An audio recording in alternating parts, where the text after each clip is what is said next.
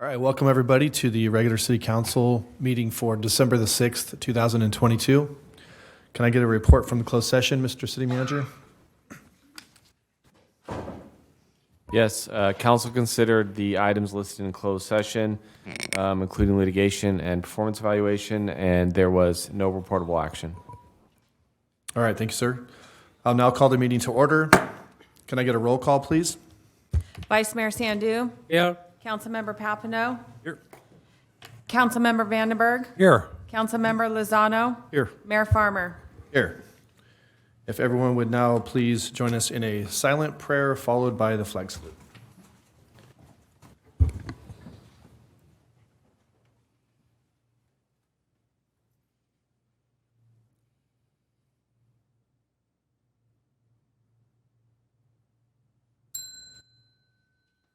Salute, pledge.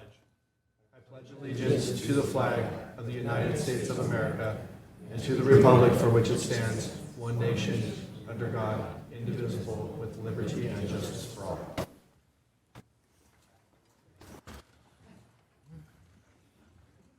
Tina, can you please read our replay statement?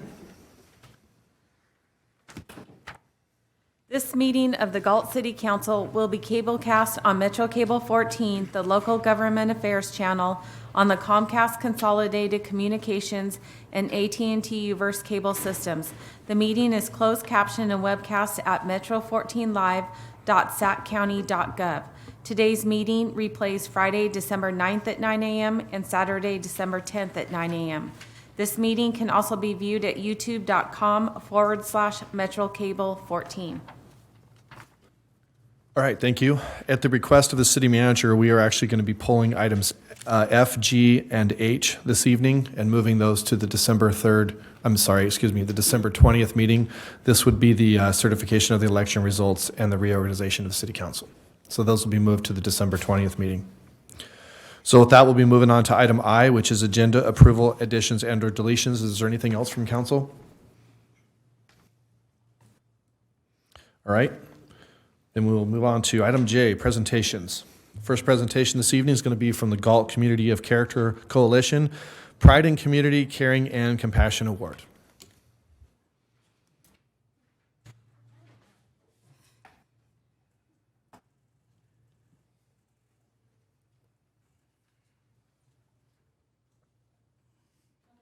Timing. So my name's Gail Weber. Good afternoon, council, mayor, audience. I'm here to present a couple of awards. One is for Pride in Community, and the other one is for Caring and Compassion. I'm honored to do this, as both these people I consider good friends. And the first one I'm going to read is for Rich Lozano, and he was nominated by Mark King. So this will be I'll present the award through the perspective of Mark's perspective. So Rich Lozano is a true role model of Pride in Community. Currently in my third term as Sunrise Rotary Club president, I have witnessed firsthand the pride in community Rich takes in his daily interactions with others, the various committees he serves on, and of course the very important role he has held as councilman for the city of Galt. In his prior capacities in education and law enforcement, Rich has spent the better part of 30 years in helping to nurture youth and citizens in general to take responsibility for and pride in their community. Rich can be counted on to participate in all things we take pride in, from helping clean up a senior's yard to attending the Saturday market where he and his family are quick to interact with the citizens. His dedication to our Rotary Club has been exceptional. Part of taking pride in anything is showing up. Rich has has that down to a science. Rich Lozano is an amazing asset to the Galt community and a shining example of one who embodies pride in community. I am proud to call him also my friend. And that said, this was nominated by Mark King. And we have a certificate for you.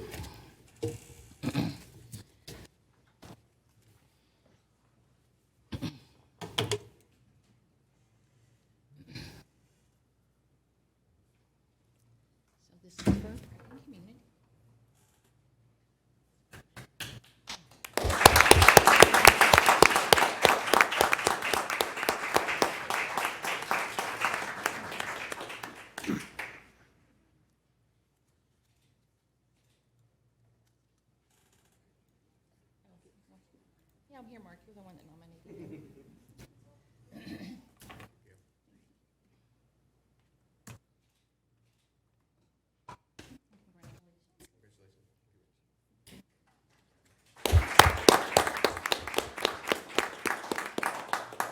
I just say one thing? Just one. Yeah, one sentence. I thank you to to Mark, of course, but also to the community for allowing me to serve. I appreciate it. I want to thank my family for allowing me the opportunity to have pride in our community, and certainly to the Galt Community of Character Coalition. There are some folks in this room that can keep secrets pretty well, and when I didn't think they could. So thank you all very much, and Galt is a wonderful place, and it's why I moved here. 12 years ago, when I first became director for the Cosumnes CSD board, it really caught my eye, and one of the reasons why I moved here was for the pride that our community takes. And so I want to thank everybody, and certainly this recognition is really for many other people that sometimes I'm just the conduit for. So thank you to, again, to Mark and the Rotary Club, and Lisa, nice seeing you again. Thanks again, appreciate it.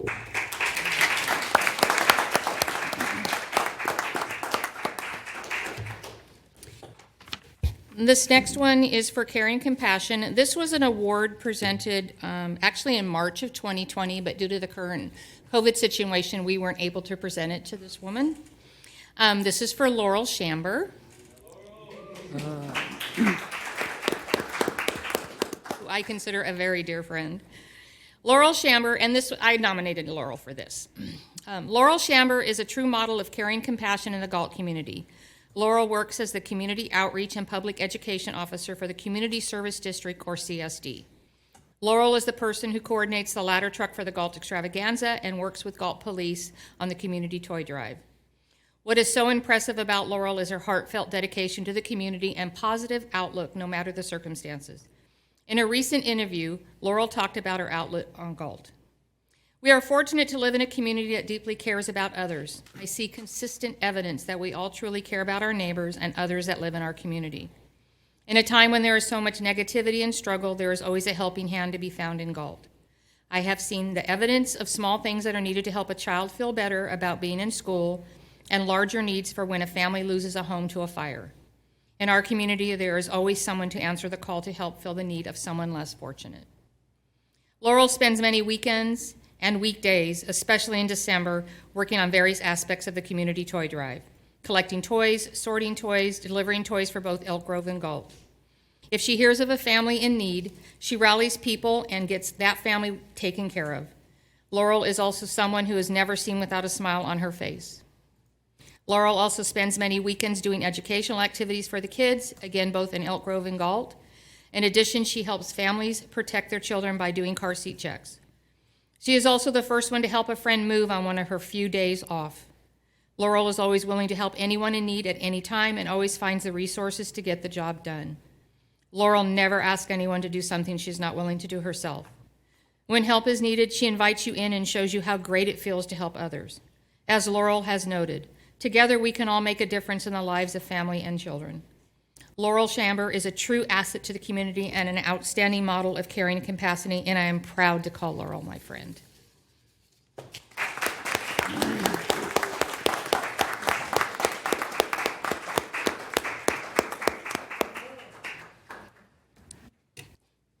not crying, you're crying.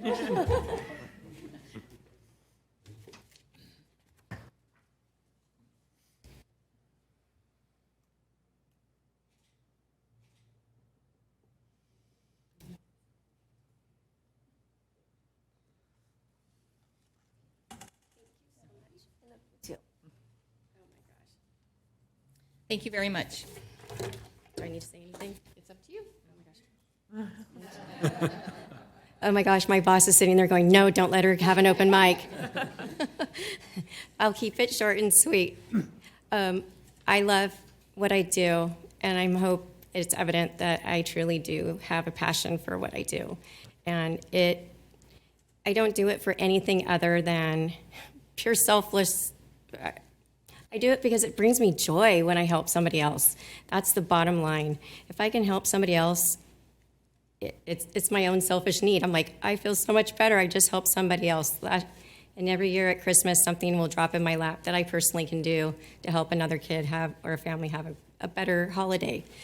But I truly enjoy living in Galt and being here and being able to give back to my community. If it weren't for my job, I wouldn't have access to the resources that make it so successful and being able to help all these others. So my job is actually a tool that helps me gives me access to resources and make it a better community. And so I'm just the coordinator. Everybody else is the willing participant. So for that, I am very thankful. And thank you to Gail for being a dear friend and nominating me for this, because this is not the reason why I do it. I just do it because this is what's right.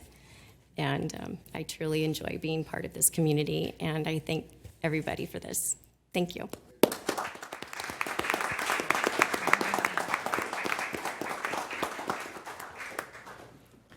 Thank you, Laurel. Congratulations, Laurel, and congratulations, Rich. Thank you for what you guys do. Say one more thing.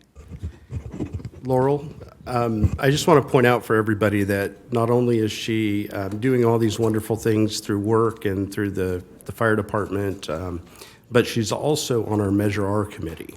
And so in her free time, she gets to spend it doing that. So we thank you for your service to our city beyond that and as a Measure R committee member.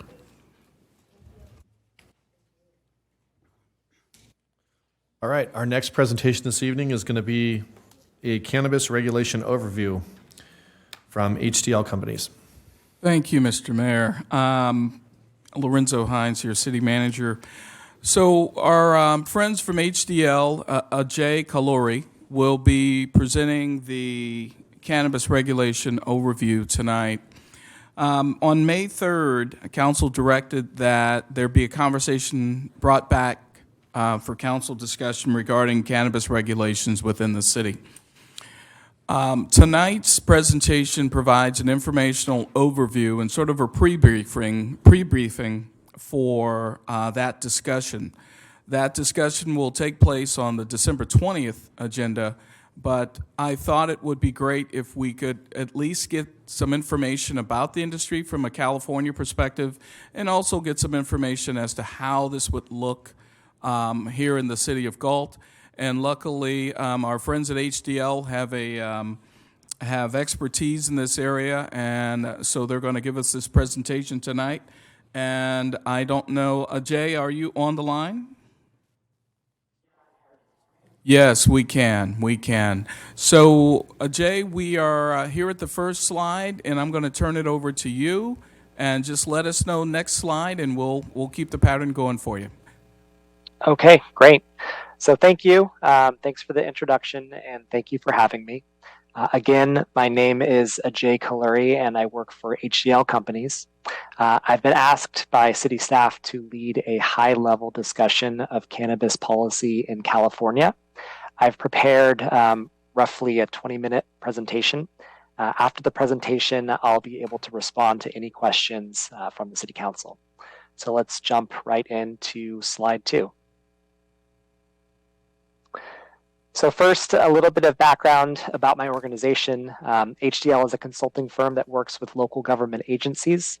Our core services include sales tax, property tax, business licensing management. One of our practice areas includes cannabis consulting, where we help cities adopt best practices for regulating the industry. We try our best to stay impartial in this space and meet cities wherever they fall on the cannabis policy spectrum. In some cases, that means helping cities to maintain a ban on cannabis business activity. In other cases, it means helping cities expand legal access to cannabis. It all depends on the needs and preferences of the specific community. Let's go to slide 3. So this slide shows the recent history of cannabis policy in Galt. In 2015 and 2016, the state of California authorized commercial cannabis activity through Proposition 64. Following passage of Proposition 64, Galt adopted a temporary ban on all commercial cannabis activity locally. That ban was extended in 2017 and remains in effect today. The City Council did, however, adopt regulations for at-home personal cultivation of cannabis through Ordinance number 2017-05, which restricted personal cultivation to indoor only up to 6 plants. Since that time, there has been no further action taken by the City Council to expand allowable cannabis activity in Galt. Let's move on to slide 4. This slide shows Proposition 64 election results at the state, county, and local level. As a reminder, Proposition 64 was the statewide ballot initiative that legalized cannabis activity in California. As you can see, there was majority support for cannabis legalization statewide, as well as within Sacramento County. In Galt, voters opposed Proposition 64, but only by a small margin. 52% of local voters opposed Proposition 64, and 48% of voters supported. It's important to note, however, that overall support for cannabis activity has grown nationally since 2016, when Prop 64 was first approved. So these results should really be viewed as historical figures, which most likely have shifted over time. Let's go to slide 5. So when we talk about cannabis activity, it's important to differentiate between the various business types. The cannabis supply chain is highly segmented, and each component can have a different impact on the community. And every community gets to decide for itself whether to allow or ban each individual component. Let's move to slide 6. This chart shows the license types that exist within the cannabis supply chain. It starts with cultivators who grow the plant, manufacturers who convert the plant to other consumable goods, testing labs who verify the quality of the product, distributors who move the product from business to business, and retailers who sell cannabis goods to consumers. I want to emphasize that all the businesses that you see on the left side of this slide, which we call wholesalers, and that includes cultivators, manufacturers, testing labs, and distributors, operate in what we call an oversaturated marketplace.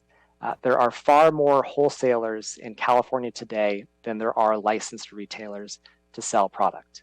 So as a result, we expect there would likely be very limited interest in wholesale businesses seeking to open a location in Galt, even if the city were to allow for it. So really, the key decision before the city of Galt is whether to prohibit or allow retail sales locally. Let's move to slide 7. So when considering whether to allow retail, it's important first to separate myth from reality. Very often, we find that community discussions about cannabis activity center around concerns for illegal retail storefronts. In reality, however, licensed retailers look very different than unlicensed businesses. This slide shows the interior of some licensed retail businesses. They look very similar to other retail businesses within the community. The key difference being, of course, that they sell cannabis and that they have to follow very strict state and local regulations, which I'll cover later in this presentation. Slide 8. It's also important to take a step back and look at the state and regional environment for cannabis before making any decisions locally. Let's move to slide 9. So this slide shows the number of licensed cannabis businesses statewide. And as you can see, there are over 12,000 cannabis businesses in California, but less than 10% of those businesses are retailers. So as a result, there is a lot of cannabis product being produced in the state, but very few locations where it can be legally sold. One of the side effects of this is that many consumers still purchase cannabis from the illicit market, despite the existence of licensed businesses in California. Slide 10. This chart really furthers that point. So what you see on this slide is what HDL estimates to be the gap that exists between the number of licensed cannabis retail storefronts and the numbers needed to supply local demand. So counties that you see with a darker shade of blue have a larger gap between legal supply and local demand for cannabis. And as you can see, the county of Sacramento, we estimate to have a shortage of 35 licensed cannabis retailers countywide, which is lower than some of the counties with much larger populations, such as the Bay Area or in Southern California. However, this shortage is notable given the distance that some residents have to travel to access licensed storefront retailers. Let's go to slide 11. So this map shows the locations of all of the licensed cannabis storefront retail businesses in Sacramento County and a portion of San Joaquin County to the south. Each retailer is individually marked using either a blue or yellow pin drop.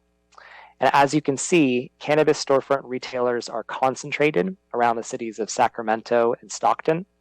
Outside of those regions, there is a sizable area where storefront cannabis retail is currently banned, which includes Galt and all of the jurisdictions immediately surrounding the city.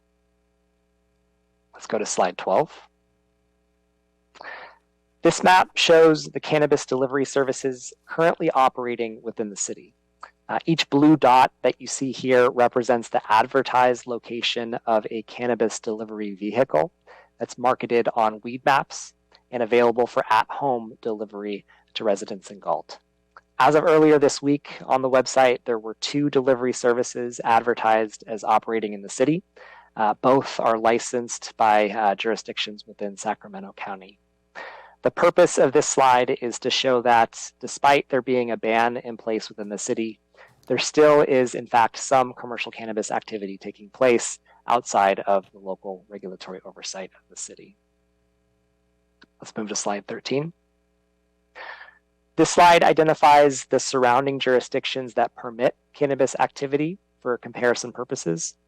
Most of the cities that permit commercial cannabis activity in the region allow for nearly all license types to operate, including retail, cultivation, manufacturing, distribution, and testing. The cities of Lathrop and Manteca are the most restrictive of the group, permitting retail license types only. Let's go to slide 14. This next section of the presentation covers cannabis regulations. So this is intended to show what oversight could look like if the city of Galt decided to lift its local ban on cannabis business activity. Most of the regulations that I cover here today will address storefront retail activity specifically. Let's go to slide 15. From a high level, regulatory programs can establish facility design and location requirements. They can provide the city the authority and control over licensing decisions. The city can impose operating conditions beyond those that are already required by the state. The city can also enhance business accountability for things like security, product safety, and other areas. Let's go to slide 16. So first, regarding location restrictions, as with any other business, cannabis facilities are typically restricted to certain zones within the city. Allowable zones will be defined by the Planning Commission and the City Council. The table that you see on this slide shows commercial and industrial zones that exist within the city. Generally speaking, local jurisdictions typically restrict cannabis activity to commercial and industrial zones only. The map that you see on the right shows all of the zones that exist within the city of Galt. Areas that are shaded in red, pink, purple, and gray represent commercial and industrial zones. These zones primarily exist in the central and northwestern portions of the city. Let's go to slide 17. Cannabis businesses are also required to fall outside of minimum distances of sensitive uses.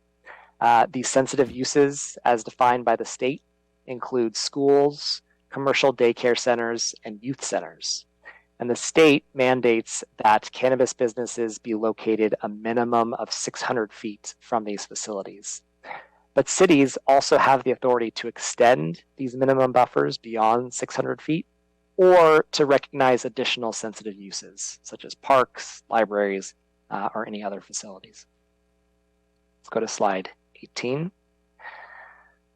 So common concerns about cannabis businesses are often associated with the categories that you see here on this slide: public safety, public health, neighborhood and land use protection, and preventing youth access. The goal of a well-designed regulatory program is to impose operating restrictions on businesses to mitigate these issues to the greatest extent possible. The next few slides that I'll go through are meant to give you an idea of how that might work in practice. Let's go to slide 19. So for public safety, the state of California, through the Department of Cannabis Control, imposes minimum standards for all cannabis businesses. That includes requiring security personnel on site during all hours of operation, 24-hour video surveillance, third-party alarm monitoring systems, DOJ and FBI criminal background investigations of all owners as well prior to licensure. However, there are additional restrictions that the city could impose. Some best practices that aren't currently required by the state that the city may consider include motion sensor lighting, security patrol when the businesses are closed, and regular inspections of businesses to ensure ongoing compliance with state and local laws. Let's go to slide 20. State public health requirements include third-party testing of cannabis, product labeling and dosing standards, potency limits, daily purchasing limits, and prohibitions on public consumption. Additional standards that the city could adopt include warning signage, restrictions on visibility into the facility from outside, and dedicated funding to support public health programs through cannabis tax revenues. Let's go to slide 21. Regarding land use protections, the state again requires that all cannabis businesses maintain minimum distances from sensitive uses. The state also requires businesses to adopt waste disposal programs, shipping and receiving protocols, and mandatory 10 p.m. closure. The city could strengthen these restrictions by creating additional standards for exterior lighting and landscaping, facility design, and further limitations on hours of operation. So for example, a 9 p.m. closure as opposed to a 10 p.m. closure as required by the state. Slide 22. Finally, and most importantly, preventing youth access is a top regulatory concern. Under state law, licensed retailers are prohibited from selling cannabis to persons under 21. ID verification is required prior to entry. Employees must be present at all times during business hours, and businesses must participate in Metric, which is the state's track and trace system for cannabis goods. The city can further restrict youth access through such actions as an underage decoy program, routine inspections of facilities, and dedicated funding for youth prevention services. In addition, the city could require annual license renewals to ensure that businesses maintain ongoing compliance with state and local laws relating to youth access to cannabis. Let's go to slide 23. Another important factor to consider when deciding whether to allow cannabis businesses is the potential revenue generation for the city. There are three primary ways to generate revenues from cannabis businesses, which are identified on this slide. The first is through administrative fees, which under California law are limited to cost recovery only. The second option is through a business license tax, which is typically charged as a percentage of each business's gross receipts. The third option is through negotiation of an annual fee payment, which can be incorporated into a development agreement, an operational agreement, or a community benefit agreement with each business. Out of all of these options, HDL generally recommends adopting a business license tax as a best method for generating revenues from the industry. However, please be aware that a tax requires voter approval, so that can be a lengthy process. Let's go to slide 24. This slide provides an illustration of potential local tax revenues if you assume 2 storefront retailers in Galt. Please note that this is meant to be an illustration, not a projection. It's based upon industry averages that HDL has observed in the region. Using these averages, we assume gross receipts of $2 million per business per year Actual gross receipts may be higher, they may be lower. It all depends on the specific operator and local demand. If you assume a 10% business license gross receipts tax, that would translate to $400,000 in annual tax revenues, plus $60,000 in sales and use tax revenues, for a total of $460,000 in annual revenues for the city. If you assume an 8% business license tax, that number falls to $380,000. And if you assume a 6% tax, that number falls to $340,000 annually. Let's go to slide 25. The final set of slides that I want to show you illustrates the standard process for adoption of a cannabis regulatory program. Keep in mind that this process would be contingent upon City Council deciding to move forward. If the City Council decides to maintain a ban on commercial cannabis activity, then most of these steps would not be taken. Step 1, identified on this slide, involves informing City Council and the community of cannabis policies, conducting community engagement, analyzing zoning and land use restrictions, and evaluating potential impacts to neighborhoods. Let's go to slide 26. Step 2, if applicable, involves drafting a regulatory ordinance, developing zoning standards, and conducting planning commission, city council, and community meetings to receive feedback. Next slide. Step 3, which is the final step, involves developing a business license application process, adopting fees to offset the cost to the city of regulating businesses, and presenting voters with a cannabis tax measure for approval. Next slide. So with that, I'd like to thank the City Council for allowing me to present, and I'll turn it back over to City staff for discussion.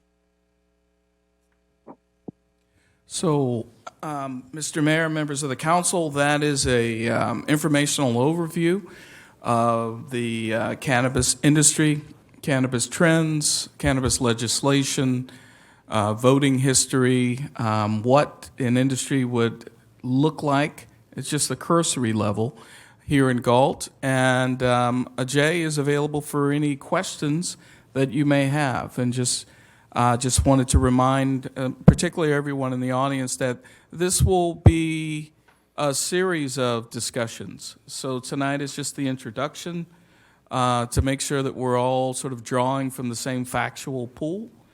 And then council will begin, at least we're scheduled to begin discussions on the 20th. But council members, we've got an expert on the line, and feel free to ask questions. If you have any information or request of me, I'll be taking notes of anything that you're requiring as well.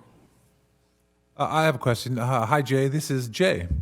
I'm curious, has any business ever offered a voluntary tax instead of having it go to the vote, and is it legal? That's a great question. So some cities choose to adopt a program prior to presenting their residents with a tax measure, but they still want the ability to generate revenues from the businesses. And the way that those cities have done that is by mandating that cannabis businesses, in order to receive a license, enter into a development agreement or an operating agreement, and through that agreement, which is really just a contract with the city, pay an annual fee that is mutually agreeable, mutually negotiated. But part of the selection process is based off of what those businesses offer to the city through the fee. And often those fees are structured similar to a tax. They're calculated as a percentage of that business's gross receipts. The legality of that, I'd have to refer to an attorney. I'm not an attorney. Some attorneys are uncomfortable with that contractual arrangement because it looks like a tax, it smells like a tax, so is it a tax? Other cities are comfortable with that type of arrangement, but frequently use it as a way to transition to a tax. So it's really a way to allow the businesses to operate, pay a fair share of revenues into the city while voters are being presented with a tax measure. So it's not recommended. I think a tax measure is the best option, but some cities choose to use it as a transitional way to allow the industry to operate. Mr. Splendario, do you have an opinion on that? I do have an opinion. I agree with AJ, that I'll just say it could be fraught with some issues. I don't really feel comfortable at liberty going into, I guess, my legal analysis on it, just for the benefit of maintaining some kind of, I guess, legal protections on it. But I will say there are some concerns that I have from a legal perspective on the development agreement arrangement that a lot of cities have gone to. And there's been some recent case law that I think further, recent in the last 6 months, that further puts that at vulnerability. So I think probably the best path forward legally would be to have the voters pass a business license tax. In my experience, those have passed even in communities that weren't fond of cannabis in general, just because it would be a tax on the businesses themselves, not on the general voters. But there are some problems with the development agreement arrangement from a legal perspective. So technically, it's legal, but very gray. I would say, I'll just say yes. Yes. Okay, Jay, do you have any statistics on rise or decline in crime in cities like Galt that choose to allow cannabis sales? Another great question. That one's probably even more difficult to answer. I will say that I'm not an academic in this space, but I am familiar with research in that area, and you will find studies that have a range of findings. So some will say crime had zero impact with the opening of cannabis businesses. Some will argue that crime increased. You actually have some studies that show that crime decreased just because of the presence of the business. They may be moving into a vacant property. They have security. They have cameras on site. So I would not consider that to be a settled question at this point, just because of the inconsistency in the papers that I've read. Thank you. That's all I have for right now.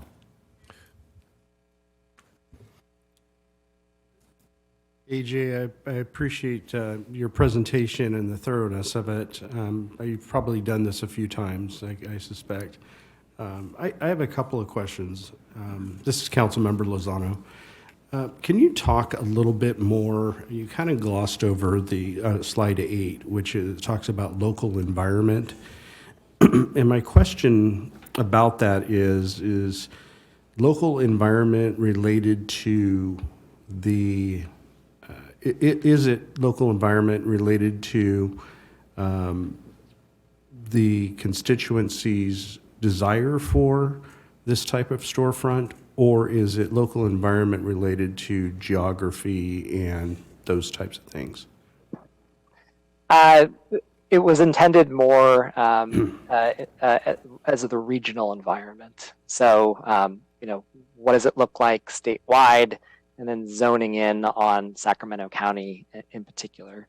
I'm not really in a position to say much about local preference or the specific needs of Galt. Sure. So I was merely just presenting licensing data for the surrounding region. Okay. And then on slide 9, you reference the licenses as of the second quarter of this year. And in this box is retailers and retailers non-storefront. I'm going to make an assumption that the non-storefront are 366. That's right. And those are delivery?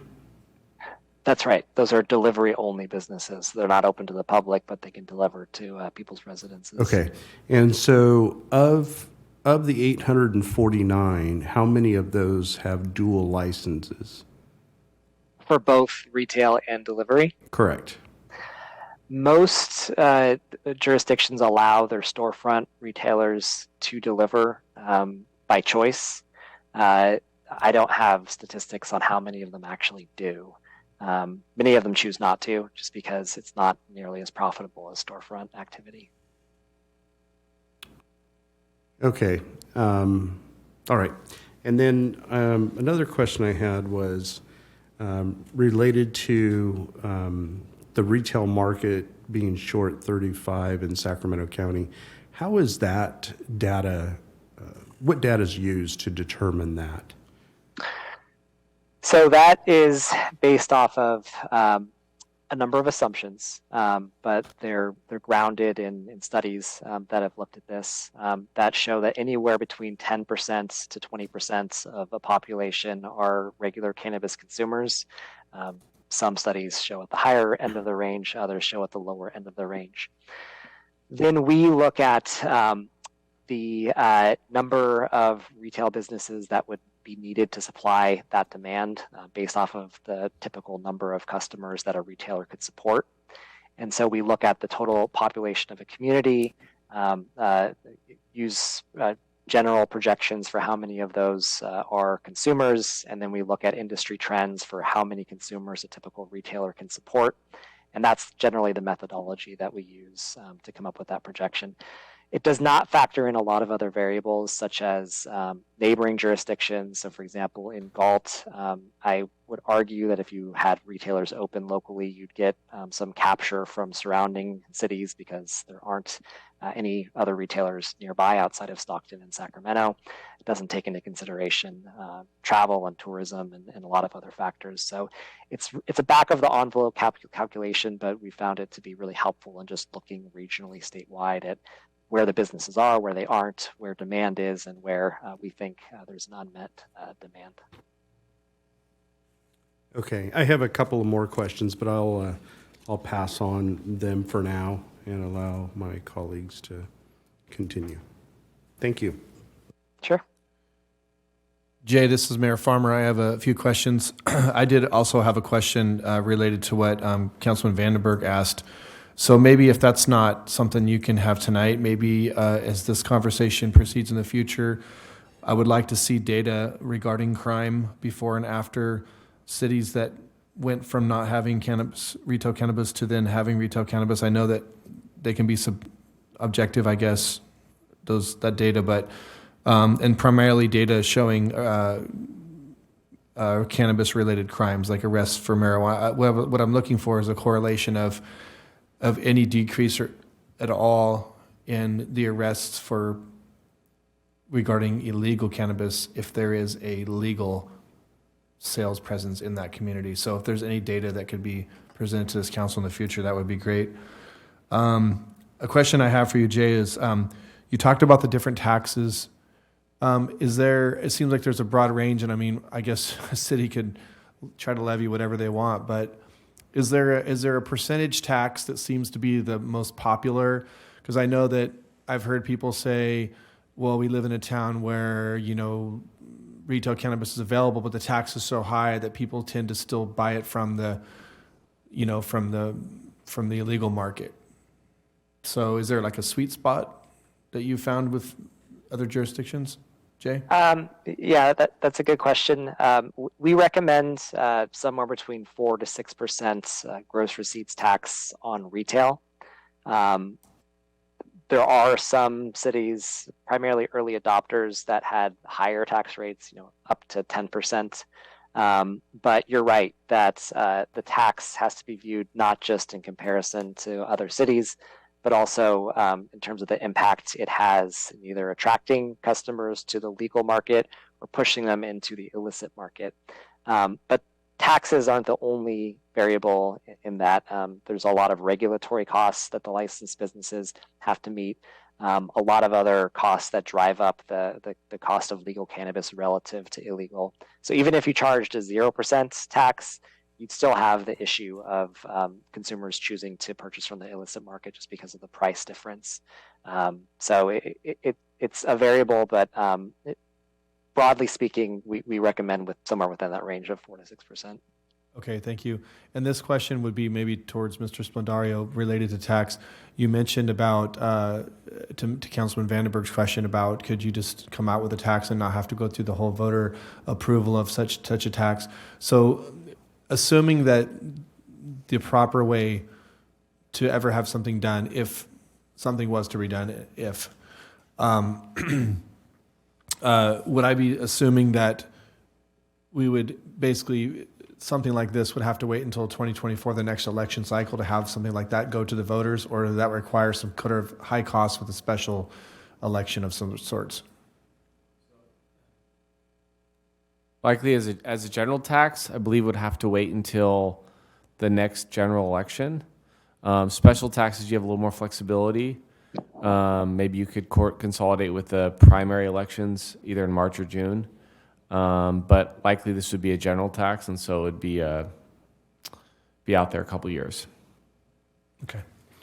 And my last question, and I'll move on to my other fellow council members to see if they have questions, would be for you, Jay. How your graph there shows, shows a scenario assuming 2 storefront retailers.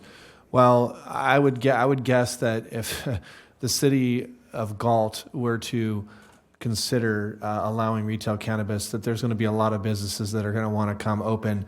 How do other cities determine who gets to do it? Is it like a lottery system? I mean, who gets to determine who are the first 2 in and the only 2? So that's at the city's discretion. There are various methods that have been used throughout the state, and pros and cons to every method. Some have chosen to use a first come, first serve, which is probably the most problematic, just because now you've created a race for who can get their application in first. Some cities choose to use a merit-based approach where they score and rank the applicants. That can be challenging as well, because at this point there are a lot of very talented businesses that engage in this activity, and choosing between them can be a challenge. Other cities use a lottery. Usually it's first a quality assurance review to ensure that only the most qualified applicants make it into the lottery. But to avoid challenges to the process, they later then choose to use a lottery for final selection. And that's less subject to risk or legal challenge, because it's hard to challenge a lottery process. So generally, those are the options that are available. Then you can use a hybrid of any of those different methods. Jay, if I Sure, could, yeah. this is Lorenzo. If I could piggyback, my former city used a lottery system, and the system that AJ just described. That there had to be sort of a standards review first, and then only those folks that passed through got through the lottery. That city currently has, I believe, 6 retail outlets. Okay, thank you, sir. Thank you, Jay. I'm going to go ahead and allow my other council members to ask questions, and I'll circle back on mine. Jay, this is Paul Sandu. And Jay, this is Paul. And my question is, I know, thank you for your presentation. You gave us some presentation. We have some increased some revenue. My question is, what kind of negative impact to our community? And that's a small city. Surrounding this city, there is 2 cities, Elk Grove, Lodi, and also Sacramento County. They does not allow. And what is your opinion? It can be negative impact to our community. Jay, did you hear it? Yeah, I heard the question. That's a difficult question to answer. It's a very complicated policy area with public health impacts, concerns about public consumption, mental health, and other issues. And whether or not cannabis businesses, licensed cannabis businesses, have a positive impact on the whole or a negative impact on the whole, it's very difficult to say. I think that the one thing I would point out is that cannabis consumption is already occurring across the states in jurisdictions that allow licensed activity and jurisdictions that prohibit it, and in which case consumers will be purchasing from the illicit market and consuming from the illicit market. The studies that I've looked at have generally found that consumption doesn't really change whether you allow licensed businesses or you prohibit them, in which case consumers will just purchase it from the illicit market like they always have. So if consumption doesn't really change, I guess that ultimately leads to the question of what sort of impact do licensed businesses have as opposed to consumers just purchasing from the illicit market. Licensed businesses are regulated. They have stringent state requirements. They have track and trace requirements. They have to test all of their product. So it's a more quality product that consumers can rely more upon. But some of the larger questions of overall consumption, driving under the influence, youth access, those are really challenging questions that I'm not in the best position to answer. All right, thank you. My question is on slide number 12.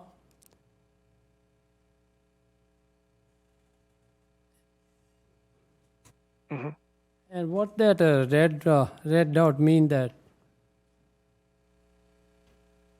Well, there's two blue dots on slide 12. If you go to a website called Weed Maps, which is basically an advertising website like Yelp or Google or any other online platform, you can search, you can do a map-based search for communities to see where there are licensed delivery businesses advertising in that community as available for delivery. And as of the date that we viewed, and I went to the website again this morning to confirm, there were 2 businesses that were advertising as available for delivery within the community. So you telling me that blue dot or the red dot? The blue dots, those aren't actual locations; they're approximate locations. Normally, the way the website works is they have dots or vehicles, pictures of vehicles for generally where the delivery driver is located. And the idea being that if you placed an order, that delivery vehicle, wherever it's located, whether it's actually at that location or somewhere nearby, would be available to deliver cannabis to your house. So that means that location on 99 and Twin City Road, that's on the Google. You said that sometimes the people on the Google, they don't get the authorization from the property owner.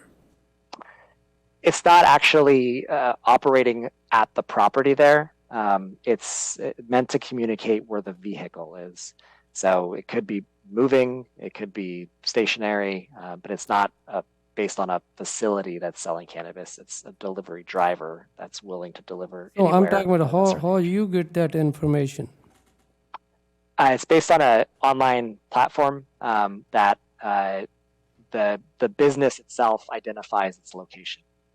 So yeah, a consumer or anyone else can go on the website and get that information.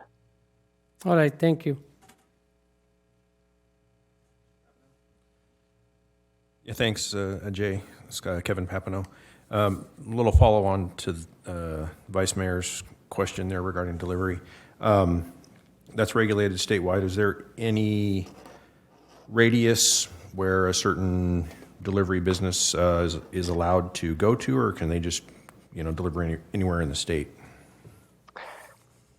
That's a great question. So I don't believe there's a radius requirement for delivery vehicles. There are, however, requirements for the amount of product that they can carry. All deliveries have to originate from the licensed facility. So if you have a licensed storefront, for example, in Stockton, to the start that day, the delivery vehicle has to originate from that location. They all have to be GIS location tracked, GPS, sorry. So there are various regulations that ultimately determine how far those vehicles can travel. So they are regional, but they can go across jurisdiction boundaries. And it's probably up to each business to determine how far it works for them to travel. Do they have some specific security requirements or something? Because to me, this map just looks like I can look for I know there's a car there that I can rob that's full of marijuana. Usually they're not advertising their exact location, so I Right. doubt you'd be able to find the actual vehicle or know which one it is. There are security requirements, how much product they can hold, how the product has to be secured, the path of travel for the businesses. There are quite a few. Those are just a few to name offhand that the state requires for cannabis delivery services. Okay. Yeah, and it just, it seems like having that delivery stuff in the community is kind of ripe for somebody to place a dummy order and, like they used to rob the pizza guy, now they can rob the cannabis guy. So So that is a kind of a concern I hadn't thought about having those guys rolling around the community. And then I don't remember which slide it is, but the left side of it had all the wholesalers on it. And thinking about the, I guess, quality control or, what kind of stuff retailers are selling, can you give a little bit of information on what regulation, I assume it's the state that would regulate all those wholesalers, what kind of regulation is on that as far as, quality control or the array of products that are available? Sure. So all cannabis from legal businesses are required to pass through multiple channels. So if you go through the chart that I provided, it starts with the cultivator, can go to a manufacturer, although not all goods are manufactured. Sometimes it's just the flower from the cultivator itself. But they have to pass through a distributor, which is responsible for quality control, verifying packaging, labeling, other requirements. But probably most importantly, all cannabis has to be sampled and tested at a third-party testing lab. And testing labs check for potency, pesticides, contaminants, heavy metals, a number of other requirements to verify that the cannabis goods meet state testing requirements. If they fail, then the entire batch has to be destroyed. If it's passed, then it can move on to a retailer. So that's the way that the state has designed the product flow.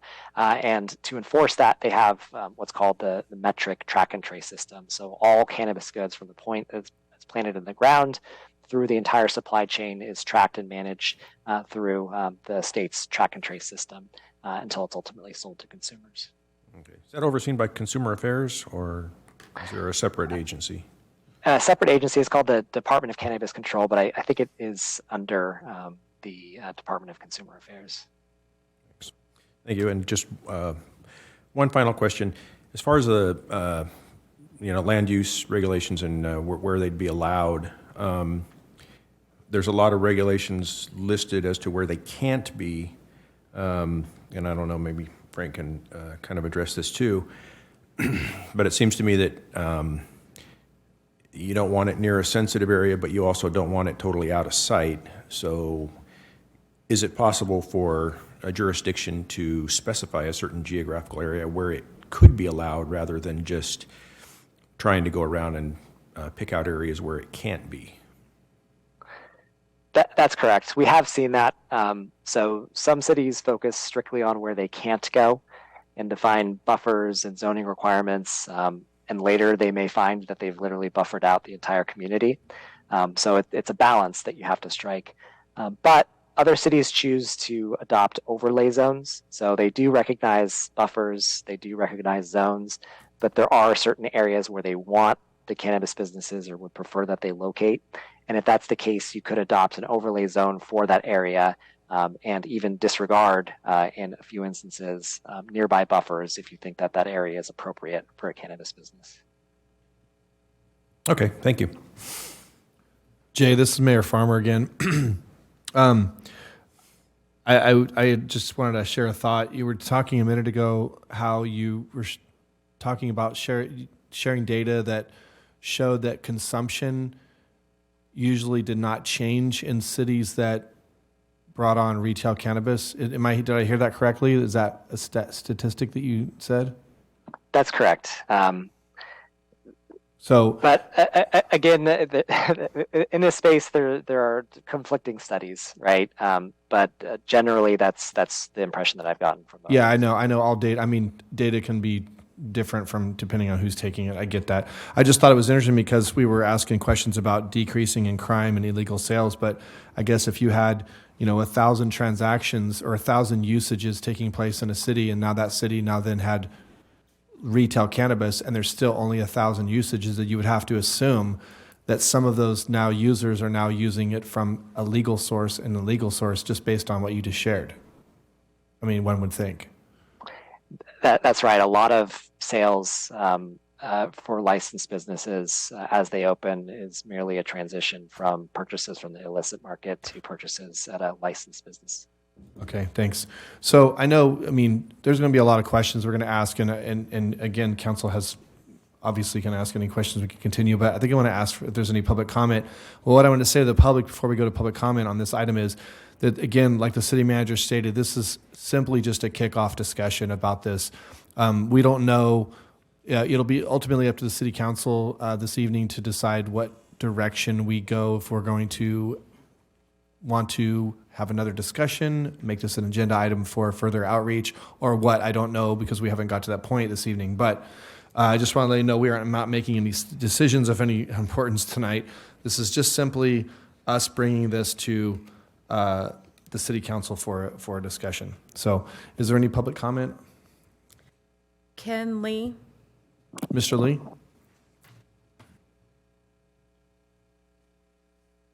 Good evening, City Council. My name is Ken Lee. I just wanted to bring up, as a previous tobacco store owner and distributor, insights as being an owner. I'm neutral on the marijuana thing. I'm here to learn what's going on. But as a previous owner of a tobacco store in San Francisco, it stays with responsible owners. It's the irresponsible owners who give a bad light to the industry. So by having limitations on the amount of stores that you have, it builds peer pressures among those who are in business, and they self-regulate each other. And if there's no supply, if there's no demand, there's no supply, and basically there's no established businesses for it. That's the way business has always been done, if the supply and demand, if businesses stay in business. And I battled big tobacco companies that were bootlegging their own cigarettes and their own brands, selling illegal cigarettes in America. And I brought them down, and they did that to make unfair price gouging to the legitimate dealers. So having statewide regulation, it will overlook the manufacturers and distributors from doing things like that too. And that's all I have to say. All right, thank you for your input, Mr. Lee. Any other public comment? Scott Robinson.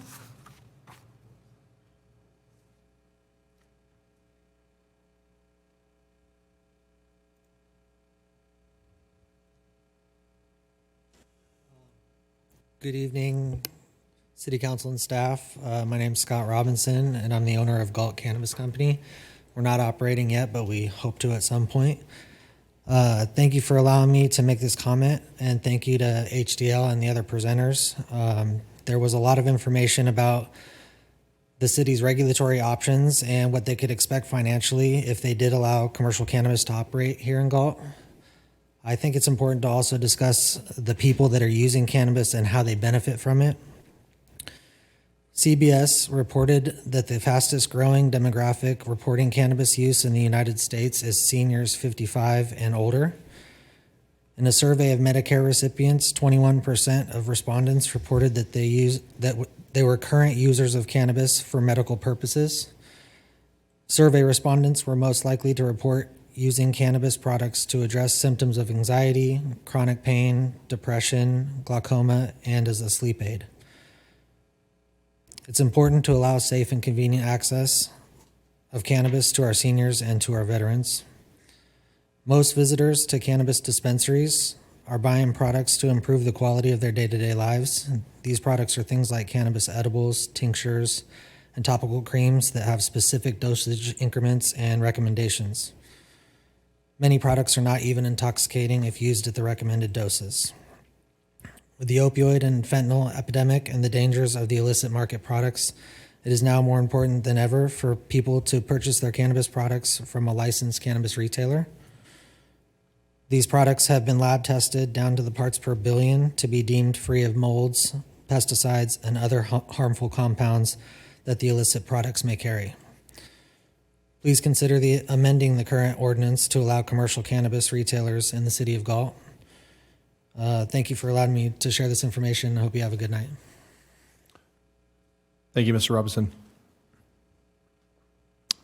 Do you have any further comment? No more public comment. Okay. Oh, excuse me. One more online. Okay. Mr. Davidson? Mr. Davidson, go, go ahead. Can you hear me? Yes, sir, go ahead. Good evening, council members and city staff. My name is Greg Davidson. I am a 63-year-old male veteran and a former business owner here in Galt and a nearly 35-year resident of Galt.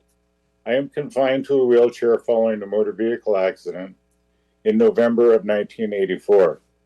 I use medical cannabis to help alleviate the spasms associated with my disability. I'd like to urge the council and the community itself to urgently begin the process of revisiting the city ordinance regarding allowing a retail cannabis dispensary in Galt. It's a huge burden on patients such as myself to have to drive to Sacramento to obtain our medication or to use a delivery service where prices are on average 20% higher than a brick and mortar dispensary.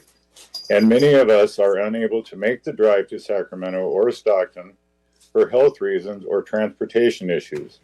And all of that driving must be done on Highway 99 or I-5, and council well knows the inherent dangers of that, as it seems that everyone is in such a hurry these days.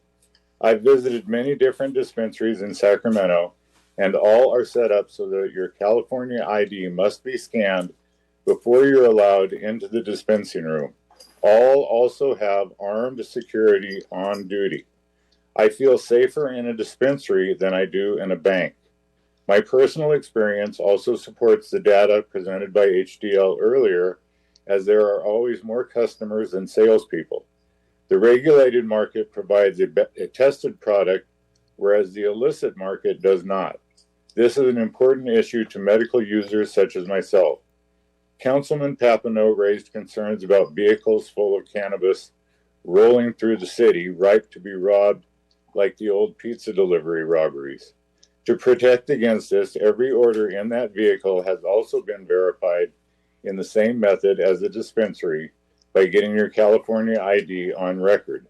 I wanted to make that point on the fly as his concerns came up after my prepared remarks.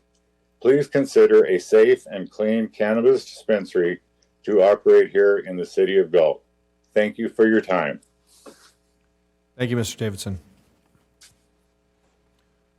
You have any further comment? No more public comment. Council, go ahead. Yeah, I just have a couple of more questions that weren't touched on. Many of them were. I have a question about the process. So, Ajay, you spoke to a three-step process near the end of your presentation. What is the timeline in totality for that process? Setting aside the tax measure, which would be on its own timeline to align with elections, I would say that the ordinance development process could take 3 months is I think a reasonable time frame, possibly longer. The application process can take a considerable time, particularly if you choose to use a merit-based process. So thinking through the evaluation criteria, how it will be reviewed, how it will be scored, who will do that. That can take a lot of time. It could shorten if you choose to use a lottery instead, because I think it's a more straightforward process.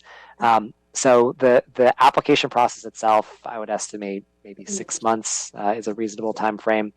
But then after even businesses are selected through that process, they have to complete build out.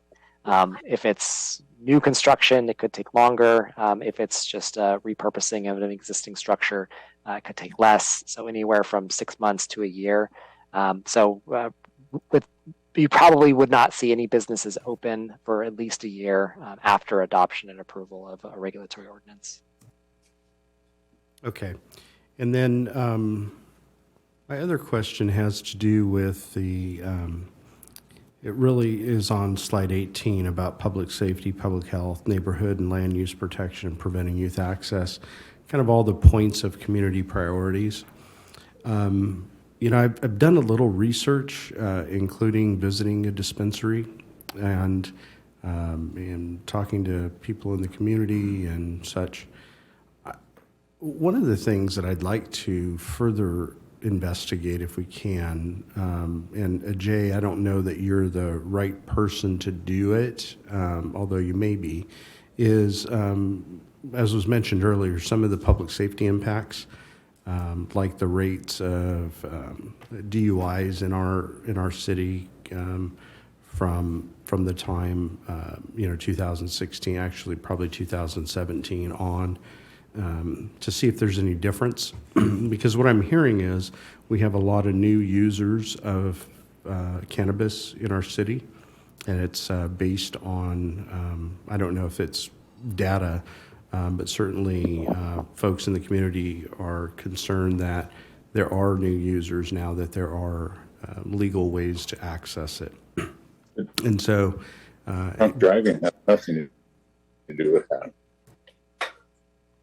I agree. And then certainly the public health and neighborhood and land use protection are kind of, in my mind, at least the neighborhood and land use protection are kind of self-explanatory, but and certainly preventing youth access. I mean, we've had other substances in our communities for years and years and years, and access to teen or youth access has always been an issue. But I'd certainly like to hear, at least in maybe a later meeting, when our local officials can have the data about arrests, and not only arrests, but certainly calls for service related to that.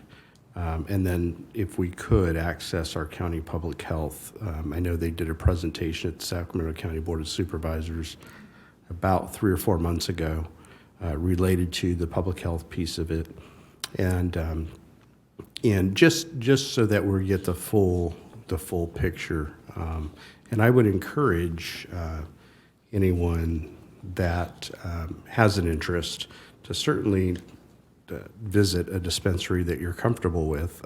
I was a little, not surprised, but I certainly had a different opinion leaving there in terms of what they were, what is a dispensary and how do they operate, and certainly it was definitely eye-opening. The other piece of this, at least from a policy perspective in my mind, and I say these things just to kind of tee up my questions for our next meeting, is there's a couple of reasons why, policy reasons why you would change the policy related to cannabis, and one is certainly financial, which I hear a lot about. That's a lot of money that could come into the city. And then the other piece is what value would it bring to our citizens in our community? And how many citizens in our community would find value in that? There was data given to, I don't know if it was the entire council, I suspect it was, but over a year ago, where postcards were signed at a local community event, and there were quite a few people. Many of them were not residents necessarily of the city, or even couldn't verify necessarily if they were residents of our community, but there were quite a few. The other question I had real quick is, we did a scientific survey about a year ago, testing a variety of things, and one was the possibility, and I don't even know how it was phrased because I didn't get the questionnaire, but the possibility of a cannabis retail establishment here.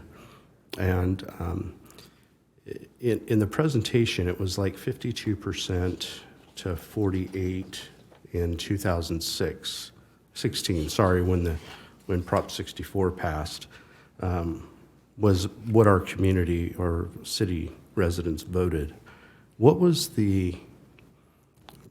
based on our survey just about a year ago, what were those numbers like, and did they compare, or was it increased? Council member, it was essentially 50-50, for and against. Okay. So in the presentation, 48% of the voters supported Prop 64 and 50. So it's about the same. So we haven't really moved a lot in Yeah. in 6 years. Okay.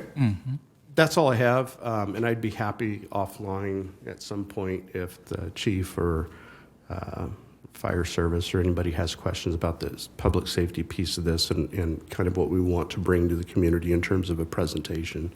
I'd be available for that. So thank you. So I just have one real quick question, and I'm not going to have any more questions this evening on this. Just real quick, if my understanding would be of Jay's talk about the process and the time frame, and then the question I asked you earlier about when a voter initiative regarding a tax would have to take place. So my understanding is correctly where the process, if it were to move forward, could move forward without that tax and be online and have a business operating in, say, a year and a half from now. And then whenever we were able to do the ballot thing, that would be the tax. So is that fair to say that it doesn't have to happen simultaneously? Yeah, sorry, the mayor was looking at me, so I thought. Sorry, whoever. Go answer AJ, and then I'll supplement if I need to. Yeah, that's your choice to make. Some cities choose to move forward with the tax measure first, and they sometimes even use it as a way to gauge community interest. So if voters support the tax measure, it could be interpreted as sort of a green light to continue pursuing a regulatory program. Other cities will adopt a regulatory program and later approve the tax. The goal would be to time it so that by the time the business is open, there is a tax in place, but even if there isn't, it could be layered on after they open. So all options are available to you in terms of how you want to time it. Okay, thanks. So I just want to finish with the last little comment is, what I would like to see moving forward is, well, there was a mention about money a minute ago, and what I can say is my personal feeling, and I think I probably could speak for most of us, is I don't think any of us council members are going to make a decision on this ultimately regarding money, because this is not just about money. I would never want to consider something like this based on how much money it can generate. This has to really be of value to the community, like Councilman Lozano mentioned again. And to determine that value to the community is the big question. What is the value to the community? Does the community of Galt feel like this is a value or does it not? What I would like to suggest moving forward is that we bring this back as an agenda item. Staff can tell us what sort of outreach we could do, how that outreach could be accomplished, whether it's through online survey, whatever means, to start gauging the feelings of the people of Galt. Continue the discussion, allow more time for people to come to a council meeting, to reach out to each of their council members individually and let us know how they feel. I would like to hear from each and every one of the people who have an opinion on this. I want to hear people, if you are adamantly against something like this in the town, I want to hear from you. And I want to give those people ample time to hear from you. If you very much support something like this, I want to hear from you as well. And I want to make sure that your voices are all heard. I would like to see I would like to basically do some sort of outreach that leaves no stone unturned. Online, maybe a mailer that has a link where you can log in, even a town hall forum in the Littleton Center with 500 chairs in there, and invite the community and raise your hand and speak. Just anything and everything to give all ample opportunity for people to speak on this topic. And then as we go through that process, I'm sure we'll all have more questions, but that's just what I'm throwing out there right now to see if the council would support moving the ball forward on just to do that next. So that's it from me on this subject, I think. I would, and I'd add to it, Councilmember Lozano said that, if you haven't, you should go visit a dispensary and, see it with your own eyes. And some people just, won't do that or can't do that. So if we could include in that, I don't know, some sort of a virtual tour to give people really an idea of what those businesses operate like as part of that, just as an education, so people can make an educated decision. Yeah, I'd just like to add one last comment. Yeah, I think education is very important because I did a lot of research on this. I talked to officers that work in Antioch and other cities. I talked to religious people, and I was quite surprised the answers I got. It's it's very split, and I think mostly people are not educated. A fair group of people have the 1970s viewpoint, and I don't think they're up to date, whether they would still vote for it or not, but certainly a requirement, if we're going to venture into this. Thank you.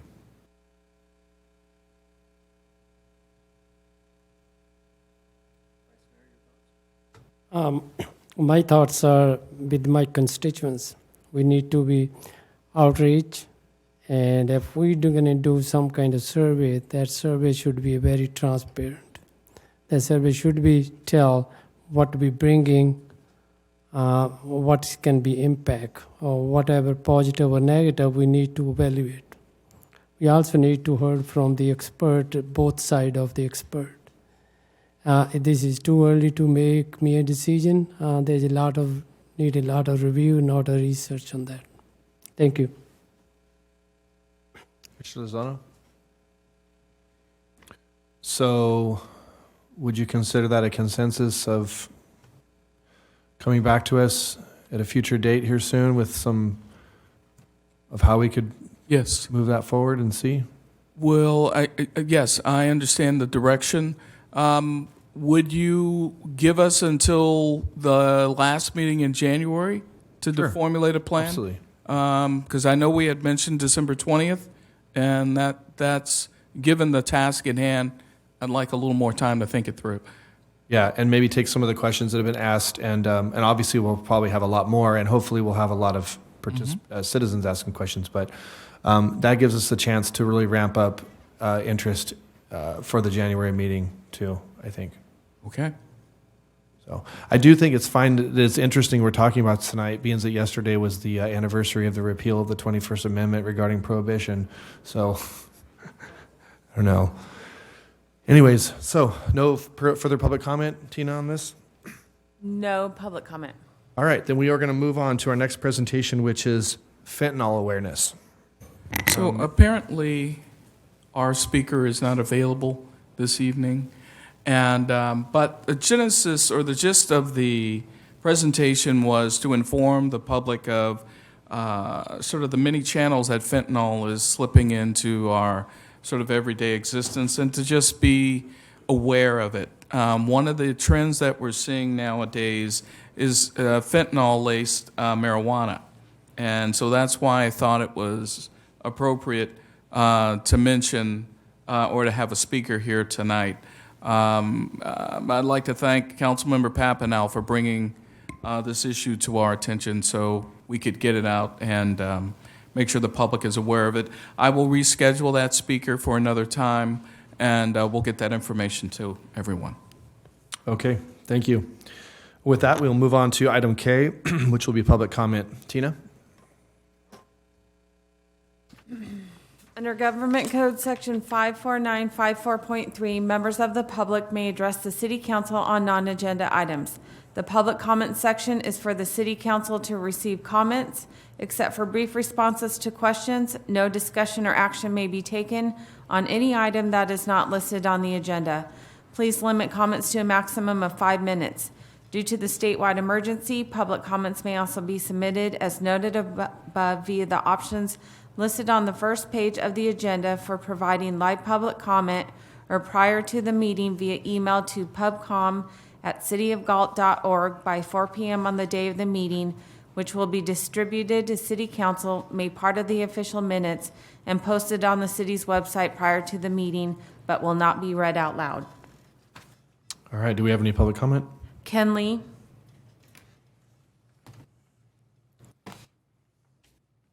Good evening, Council. My name is Ken Lee. I just want to bring up awareness of the 4th Street Promenade.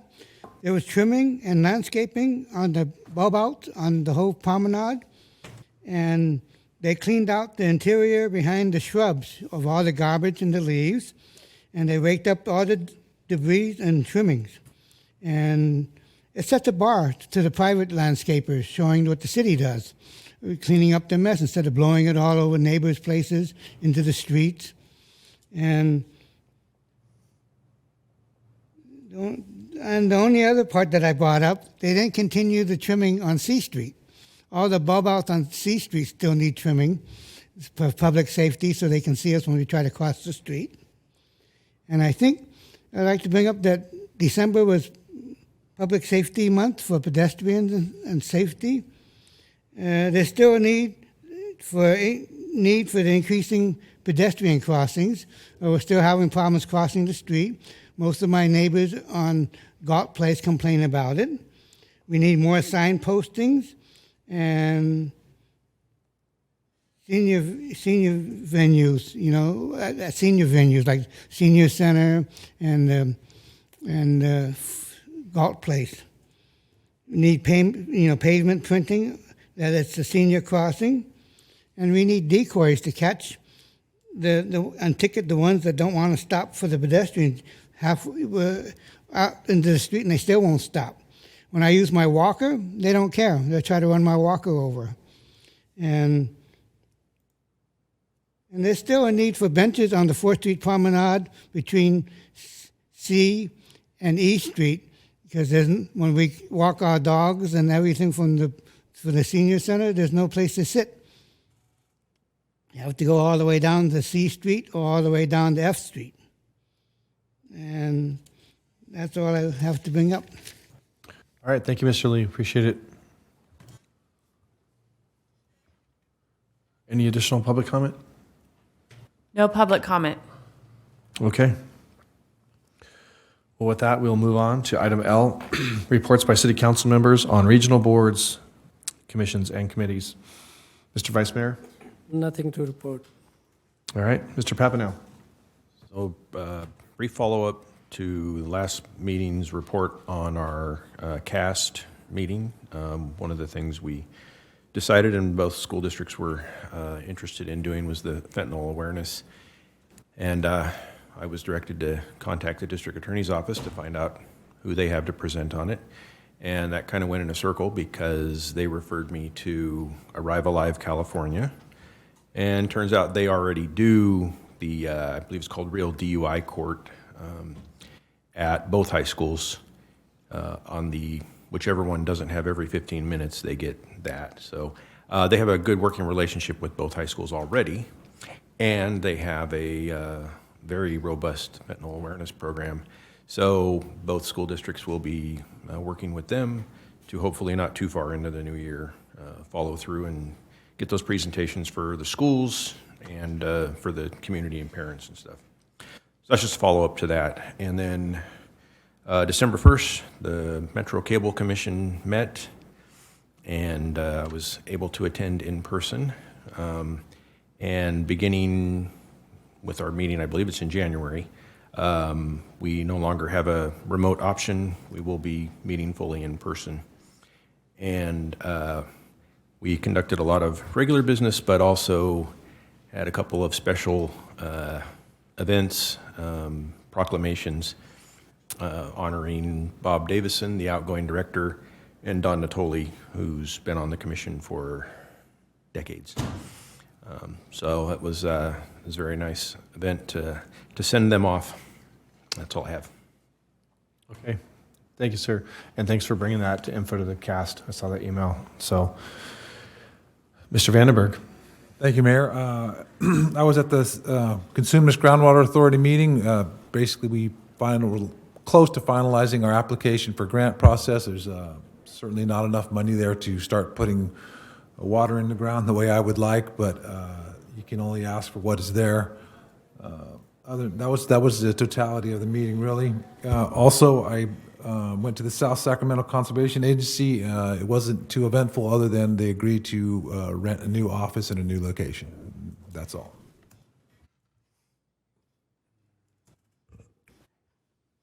Mr. Lozano, sorry, go ahead. Yes, I attended the special SACOG board meeting on December 1st, and it was the last meeting of the year. Next year, the board meetings will be in person, and the committee meetings will be virtual, so that'll be kind of nice to do both. Going down to downtown Sacramento is, depending on the day and the weather, can be a challenge. So at our meeting, we were given a 2022 highlights presentation. There's a lot going on. It's online if you have a chance and want to read about it. It's there, but it talks about a lot about the strategic plan and active transportation funding, Green Means Go, all of those programs that we've been working on the last few years. We also had the opportunity to honor 4 outgoing council or directors from the SACOG board who are retiring. We had a council member from Winters, one from Davis, a Yolo County supervisor, and Auburn City Council member that are retiring. And so, and then also, if I didn't mention before, Patrick Kennedy, who's a supervisor in Sacramento County, is going to be the chair for next year of the board, and Michael Saragosa from Placerville City Council is going to be the vice chair. So look forward to new people on the board next year, and moving forward and trying to get some more funding for our city here and for our community. So, and that's all I have. All right, thank you, sir. Myself, I attended the Galt Youth Commission meeting last night. Just had some regular order of business. City manager came and gave an update to the commissioners on some things going on in the city. We did actually talk to them about the upcoming cannabis discussion, and we encouraged the youth commission to be involved in that discussion and do their own research and actually make an agenda item for the youth to discuss. And so we'd like to get their perspective on that too. So, but again, it was pretty much business as usual on that. So nothing spectacular to report. So with that, we'll move on to the information consent calendar. It is recommended that items 1 through 9 be acted upon simultaneously unless a separate discussion and or action is requested by a council member. Do I have anything from council? I would like to make a comment on the minutes. Yes. A couple changes need to be made. If I have your approval to change them on November 1st, the meeting started at 4:30 p.m., so the minutes need to say Sandu entered the meeting at 4:31 p.m., not 4:01. And on November 15th, adjourned to closed session needs to state the item was moved to tonight's meeting, December 6th, and to delete the reconvene to open session. Okay. So do we need to vote on that separately? I'll allow it in the interest of moving this on. Okay. But normally, yeah, that should be a standalone item. Okay. All right. I actually, just to speed things along too, I just had 2 really quick questions about items M5 and M6, very brief, that Mike Selling would probably need to answer. So maybe if Mr. City Manager, if you could ask him to step in as we go through the rest of the consent calendar, and then I can ask him real fast. Thank you. So I'll be pulling item M5 and 6. So with that, I'll be looking for a motion to approve items 1, 2, 3, 4, 7, 8, and 9. And those items are receive and file warrants for periods ending November 22 of 2022. Item 2 is going to be the minutes of the regular meeting with the changes as so noted by the city clerk for November 1st, 2022 and November the 15th, 2022. Item 3 is going to be the cancellation of the January 3rd, 2023 city council meeting. Item 4 is to adopt an ordinance adding sections 18.16080, sections 1532.030, 1808, 030, 040, 050, and tables 1828-1 and 1848-2, and repealing the section 1844-150 of the Galt Municipal Code regarding the accessory dwelling units, ADUs, and the junior accessory dwelling units, JADUs, exempt from CEQA under California Public Resources Code section 21080.17. And item 7, Proposition 68, program per capita grant funds, exempt from CEQA under section 15301. Item 8 is going to be the authorization of the city manager to enter in an agreement with Sacramento County to receive ARPA monies in the amount of $450,000 and appropriate those funds to replace 5 playground structures, CEQA exempt under 15302, replacement and or reconstruction. And item 9, receive and file Senate Bill 165, Special Tax Accountability Report for Community Facilities District 2005-1. Do I have a motion to approve those 7 items? Move. Moved by Vice Mayor Sandu. Second? Seconded by seconded by Councilman Vanderburg. Can I have a roll call, please? Vice Mayor Sandu? Aye. Councilmember Papineau? Aye. Councilmember Vandenberg. Aye. Councilmember Lozano. Aye. Mayor Farmer. Aye. Items approved 5-0. Mr. Selling, I just had two quick questions, and I do apologize that I didn't give these in advance. I read this section of the agenda late today. Just really quick. First was regarding the item 5. It's the task order change. My question was, I just read a lot of verbiage in there about them doing stuff regarding traffic analysis at that intersection and things that are required prior to the development moving forward, just to kind of layman's terms. My question is, with a project that just finished on the other side, or when we get in scenarios where we just finish a project and then there's another project on the opposite corner, isn't there some of those services or some of those reports that can be reused because we just did an analysis of that very area? Yeah, Mayor, thank you. Yes, for the townhomes project here, they can take the information from the veranda and the Parlin Oaks, is it? I forget. Information as far as the traffic generation and easily roll that into their analysis. So, yes. Okay.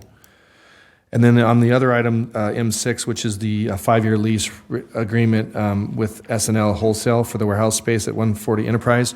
I just a question. So is this the last? So refresh me because maybe I don't remember. But so we this building's in 4 pieces, and we currently have all the other 3 pieces leased, and this is the last piece. Correct. So we don't actually occupy any of that building ourselves yet.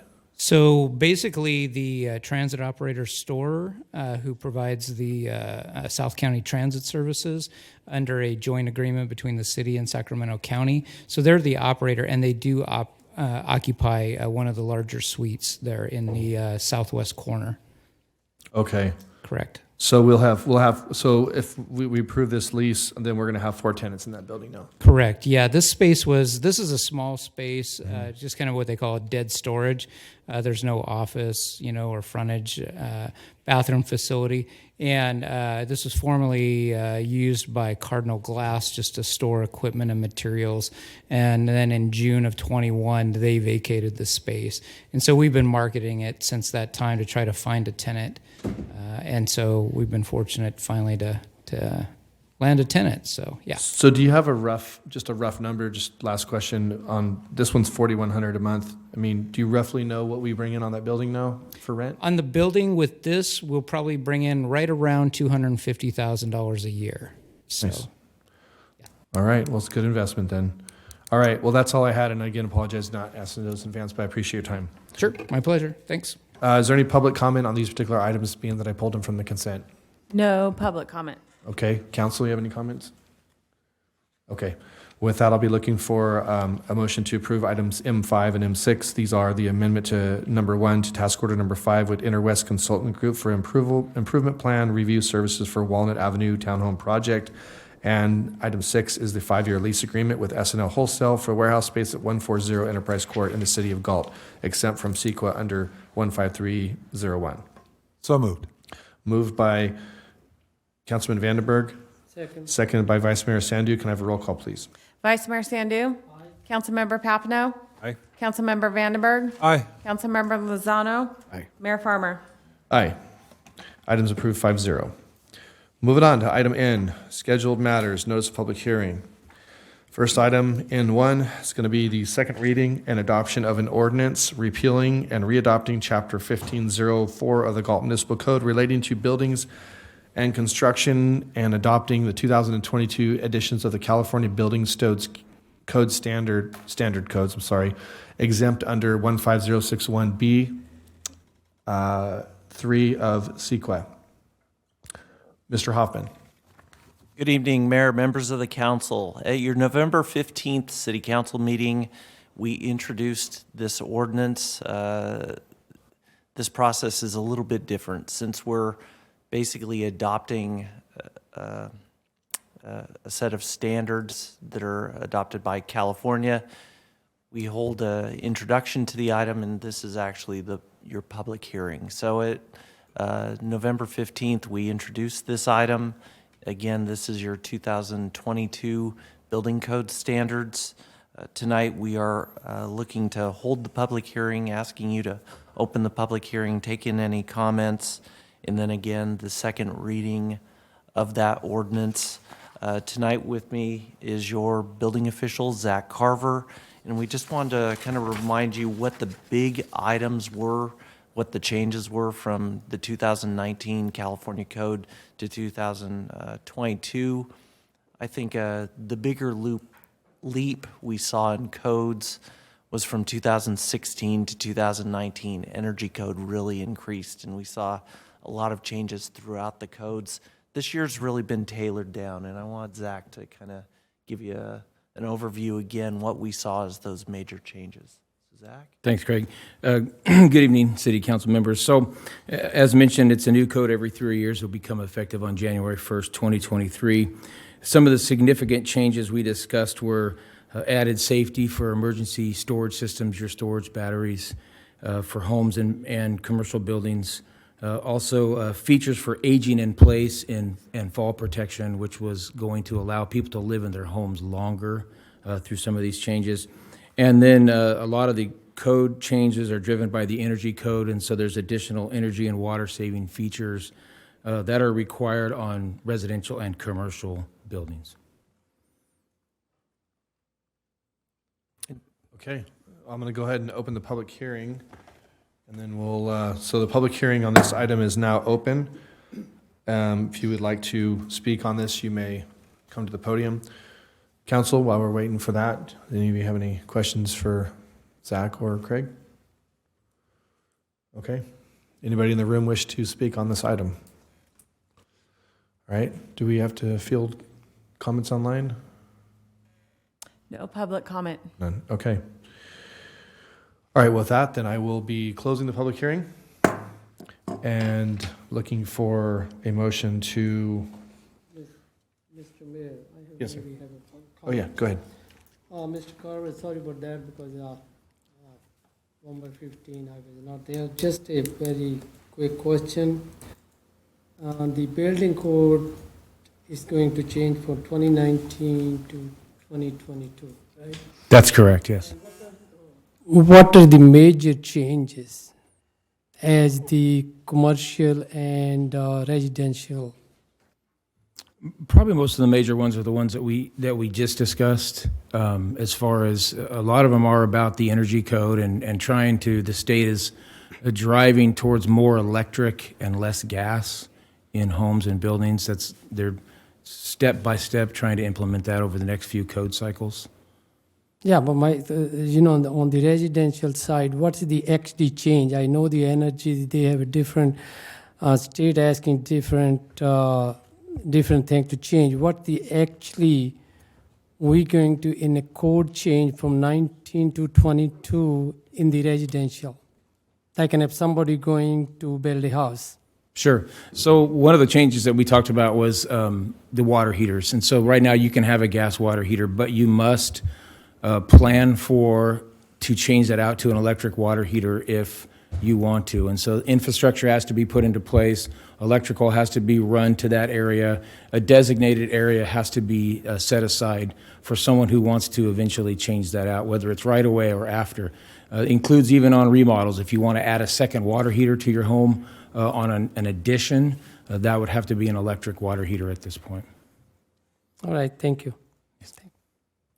Again, we didn't see that many changes going from 2019 to 2022, but that's not to say that you aren't going to see a number of changes going from 2022 to 2025. We're really seeing this push where you're going to see the electrification of houses. You're going to see a move in California moving from natural gas, and that's really what we're seeing with energy driven.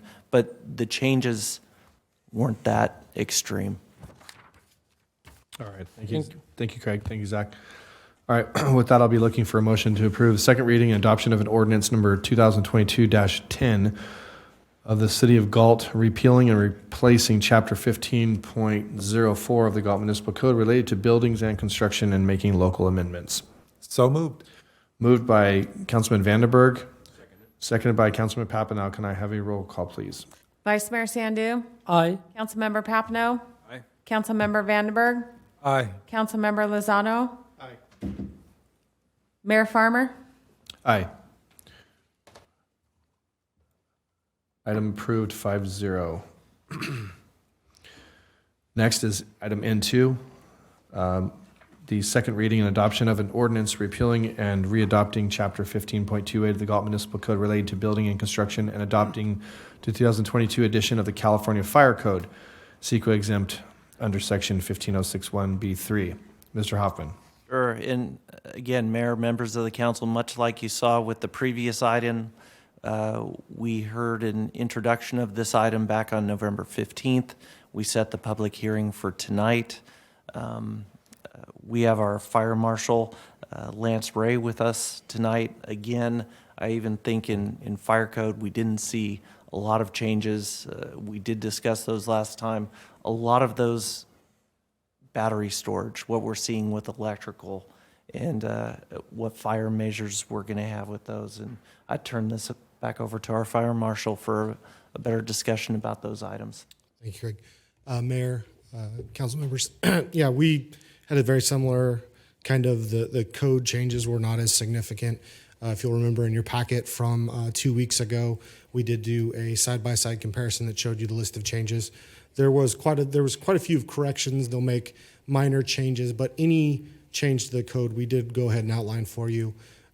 We did add back in the NFPA 13R fire sprinkler systems that we talked about, which are the CPVC pipes that would be allowed in multifamily. We added that so developers would have that as an option. And we continued to really codify what we've been doing in this community since 2006. We've started to put it down so that there's nobody is surprised by any of the things that we do. So there's your code sections and then there's your standards. And we've started to make those that are very consistent so that if you come to build here in Galt or you're building somewhere else in Sacramento County, we've worked with our other fire partners to have a very specific set of rules. And with that, I'd be happy to answer any of the questions you may have. Okay, I'm going to go ahead and open a public hearing on this item. So the public hearing is now open. Council, do you have any questions for our fire inspector on this topic? I have a question, just curiosity. As a fire inspector, is there anything that you were disappointed that is not in the updated code that you would like to see as a fireman? So we we get specifically for the communities we deal with right now. As somebody that does this every day, I focus on access and water. The communities that we protect, we have sufficient access and water to do our job. As you get into the older buildings, there's some provisions that allow our larger cities that are charter cities will kind of go back into older buildings and enforce upgrades. And I don't think we have the threat to warrant that.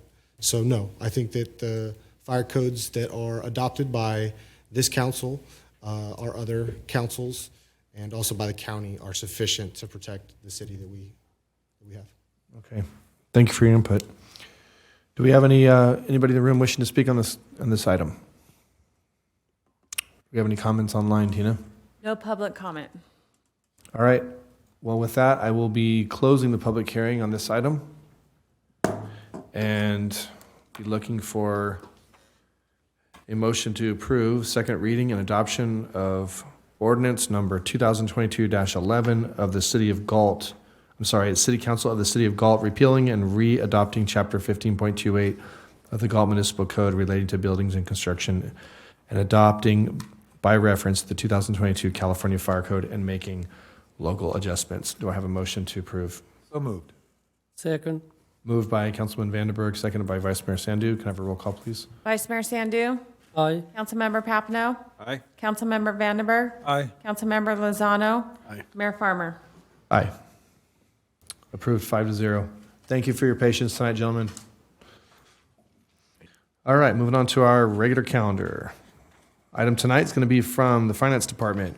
Subject is going to be to adopt an ordinance amending Chapter 1304 of the Galt Municipal Code and adopt a resolution approving the policy on discontinuation of residential water service. Mr. Boring. Good evening, Mayor and Council. Tonight's agenda is to adopt the policy on discontinuation of residential water service and introduce the proposed change to Chapter 13.04 of the Galt Municipal Code to comply with Senate Bill 998. A little bit of background, the Senate Bill 998, known as the Water Shutoff Protection Act, was approved by the state in 2018 and is intended to minimize the number of Californians who lose access to water service due to their inability to pay. And the effective date for the city of Galt was February 1st, 2020. Some of the requirements for SB 998 is you must have a written discontinuation policies available in various languages. In Galt, we have it available in English, Chinese, Korean, Spanish, Tagalog, and Vietnamese. Your policy must contain certain information and be posted on the city's website. We may not discontinue residential water service due to delinquent payment until payments are delinquent for at least 60 days. Water systems must attempt to notify customers before any discontinuation occurs. And there are specific scenarios where we're not allowed to discontinue water service. And it also limits reconnection fees that can be charged for certain low-income customers.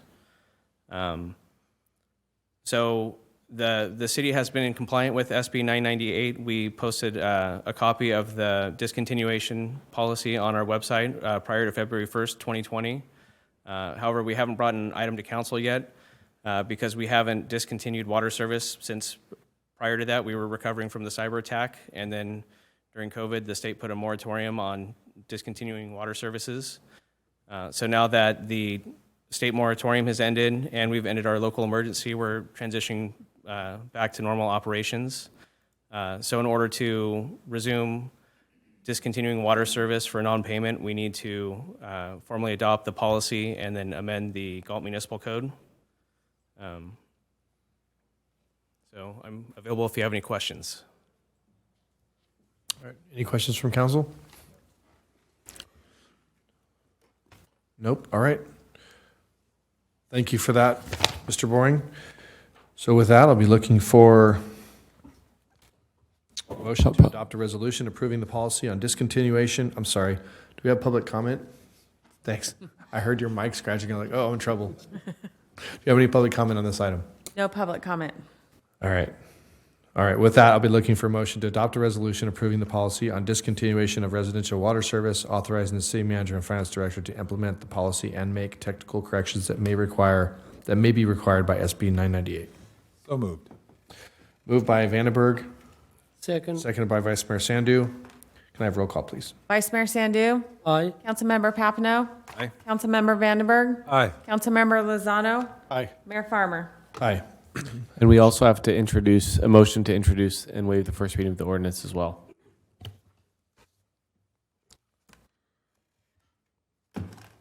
Okay, I skipped over. I was at 3. All right, looking for a motion to introduce.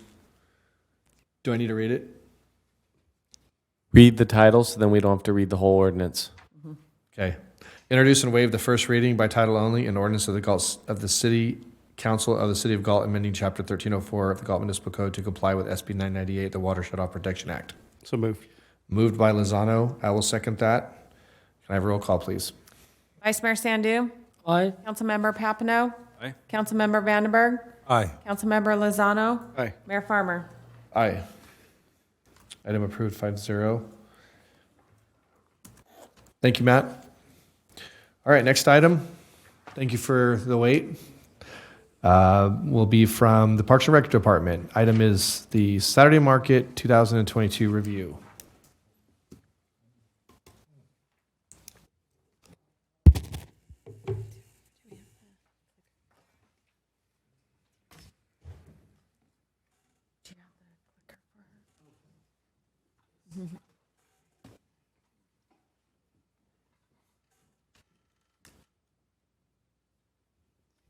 Good evening, Mayor, City Council. I'm excited to share with you the outcome of our Saturday market and what our team was able to create and provide to the community in the time that we were given.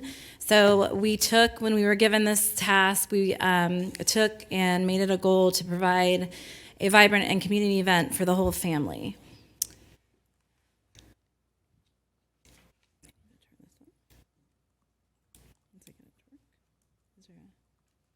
It's not working.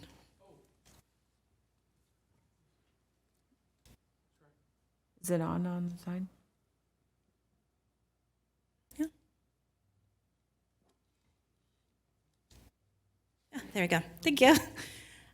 So once we were tasked again, we developed a marketing plan on how we could make this successful and bring a vibrant event to the community. So we started with branding. We looked at the vision and developing a concept, uniformed the design, and made sure the marketing colors were just as vibrant as our developing concept. So above the branding portion, it shows our logo and what we focused on, and every marketing piece that we had represented that logo that went out across for all our mailing promotions. We did a mass mailing promotion to all Galt community residents, which was a postcard that had the Saturday market on one side, as well as having all our activities that the Parks and Recreation special events have upcoming. So we were able not only to market the Saturday market, but our summer concert series, our movies, and other upcoming events for the community. We were also able to do a lot of public relations with the community and how to build those relationships with local businesses, such as inviting the nonprofits to be vendors, as well as local businesses to sponsor this event, and really bring awareness that this event is for the community and there's family activities out there. We went on social media quite heavily to make sure that social media knew what the themes were each month. We shared and tagged vendors that we had that were coming out this month. We also made sure that any of our sponsors, our partnerships that we had, were already recognized on our social media outlets as well. These are three of our main sponsors and partners that we had throughout this spring and summer series. Brian King was a huge benefit to have out there, as he provided some of the entertainment that we had and was very supportive in sharing his knowledge and recommendations of what he thought we could bring to our market. Papa's and Wings has continued to support and partner with us in this new adventure, as well as was a continuous sponsor at the Friday Night Farmers Market. San Joaquin Certified Farmers Market was the initial partnership that we had for the Friday Night Farmers Market, but then we switched over to the organization of From the Fields and More. They have partnerships with the San Joaquin Certified Farmers Market, but are also heavily involved in artisan vendors, so we partnered with him, and we built a partnership throughout the series. So each month I'll go through what the theme was, how many vendors we had, as well as it has a difference in what Field and More promotions of the vendors that they had. So April theme, Touch a Truck was the theme. This was a heavy attendance for this event, as we had it 4 years ago, and it was really a big draw for the community. As well as we invited, we had collaborations with McCaffrey Middle School to partner with that theme as well. So the city was able to provide artisans of 12 vendors. We had 10 food vendors, and informational vendors was 3. Fields and More brought 16 artisan and 3 food vendors, which a total of 44 vendors was on site. We also had the store ridership program that was that month that we kicked off to see if we could get anybody to ride on that partnership program. In May, we tried to do we did do collaborations with Compadres and one of the local car clubs for our Cinco de Mayo celebration. We had 19 vendors from the city, 11 food vendors, and we also had 4 informational vendors. Field and More, again, with their partnership, they brought 19 and 8 food vendors, which is a total of 61 vendors. And again, Compadres bought their dancing horses. We had dancers out there, and then we had a car show that took over half of the street. So our June theme was a country and western theme, and we had a barbecue competition. We had 19 artisan vendors, 8 food vendors, and 4 informational vendors that were brought from the city. Field and More brought 19 and 10 food vendors, a total of 60. And again, the collaboration was with Mosqueda Junior Trucking, which is also Papa's and Wings.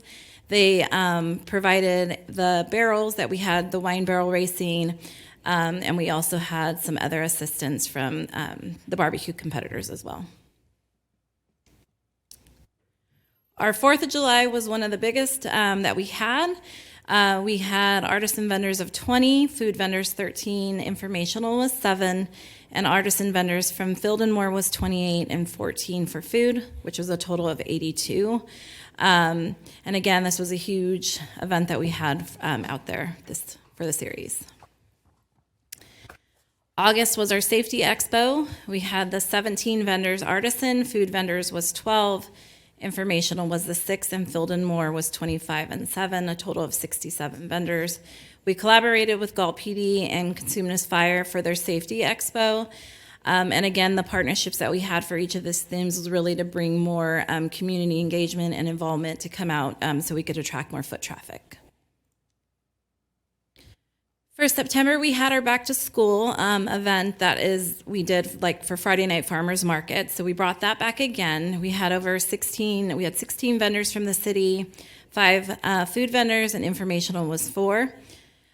Field and More provided 18 and food vendors was 3. Our total was 47, and I have on there a little sun on there because that was one of the hottest days that we had for the series, 107 degrees, but we were still able to get 47 vendors out there.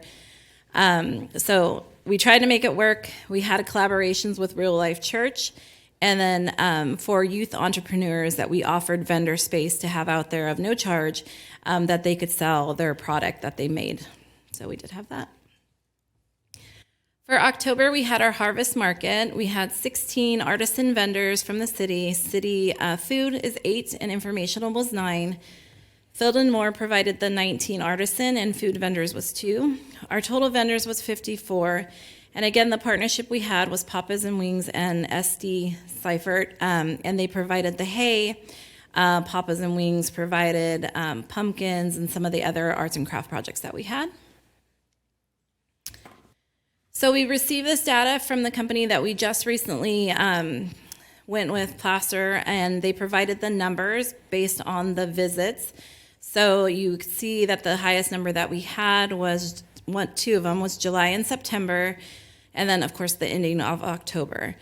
So these are the numbers based on the data that we received from the company we recently have gone through.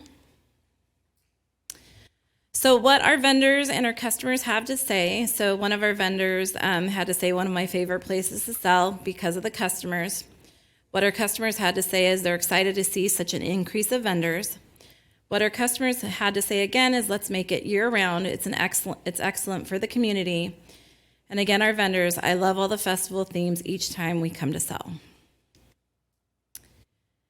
So based on the budget that we were given from April through October, the allocated budget has the breakdown of each line item and what our grand total was of expenditures that we spent. Some of the things that we didn't spend this series was training. National Farmers Market Coalition didn't have a training for the farmers market this year, so hopefully they'll bring that back so we're able to do that. And there wasn't any dues at this time because Field and More was able to take over the health permit fee, so we didn't have to pay that this time. The Saturday market revenue, to identify that more, the artisan vendors, it was $50 per space. We had a total of 119 vendors. The $6,350 was the revenue. It is a little bit off just because we've had vendors book multiple spaces, so it reflects that.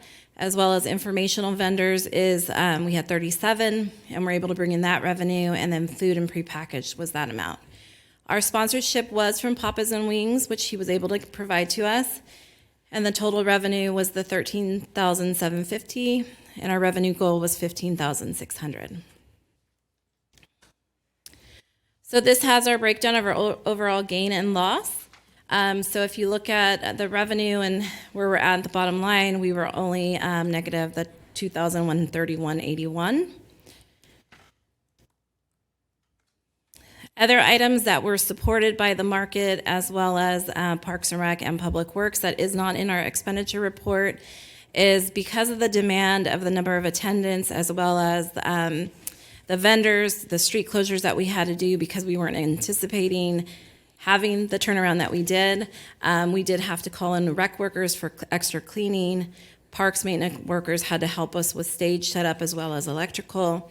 And Public Works assisted us with the street closure for 4th of July. So those were not captured in the expenditure report.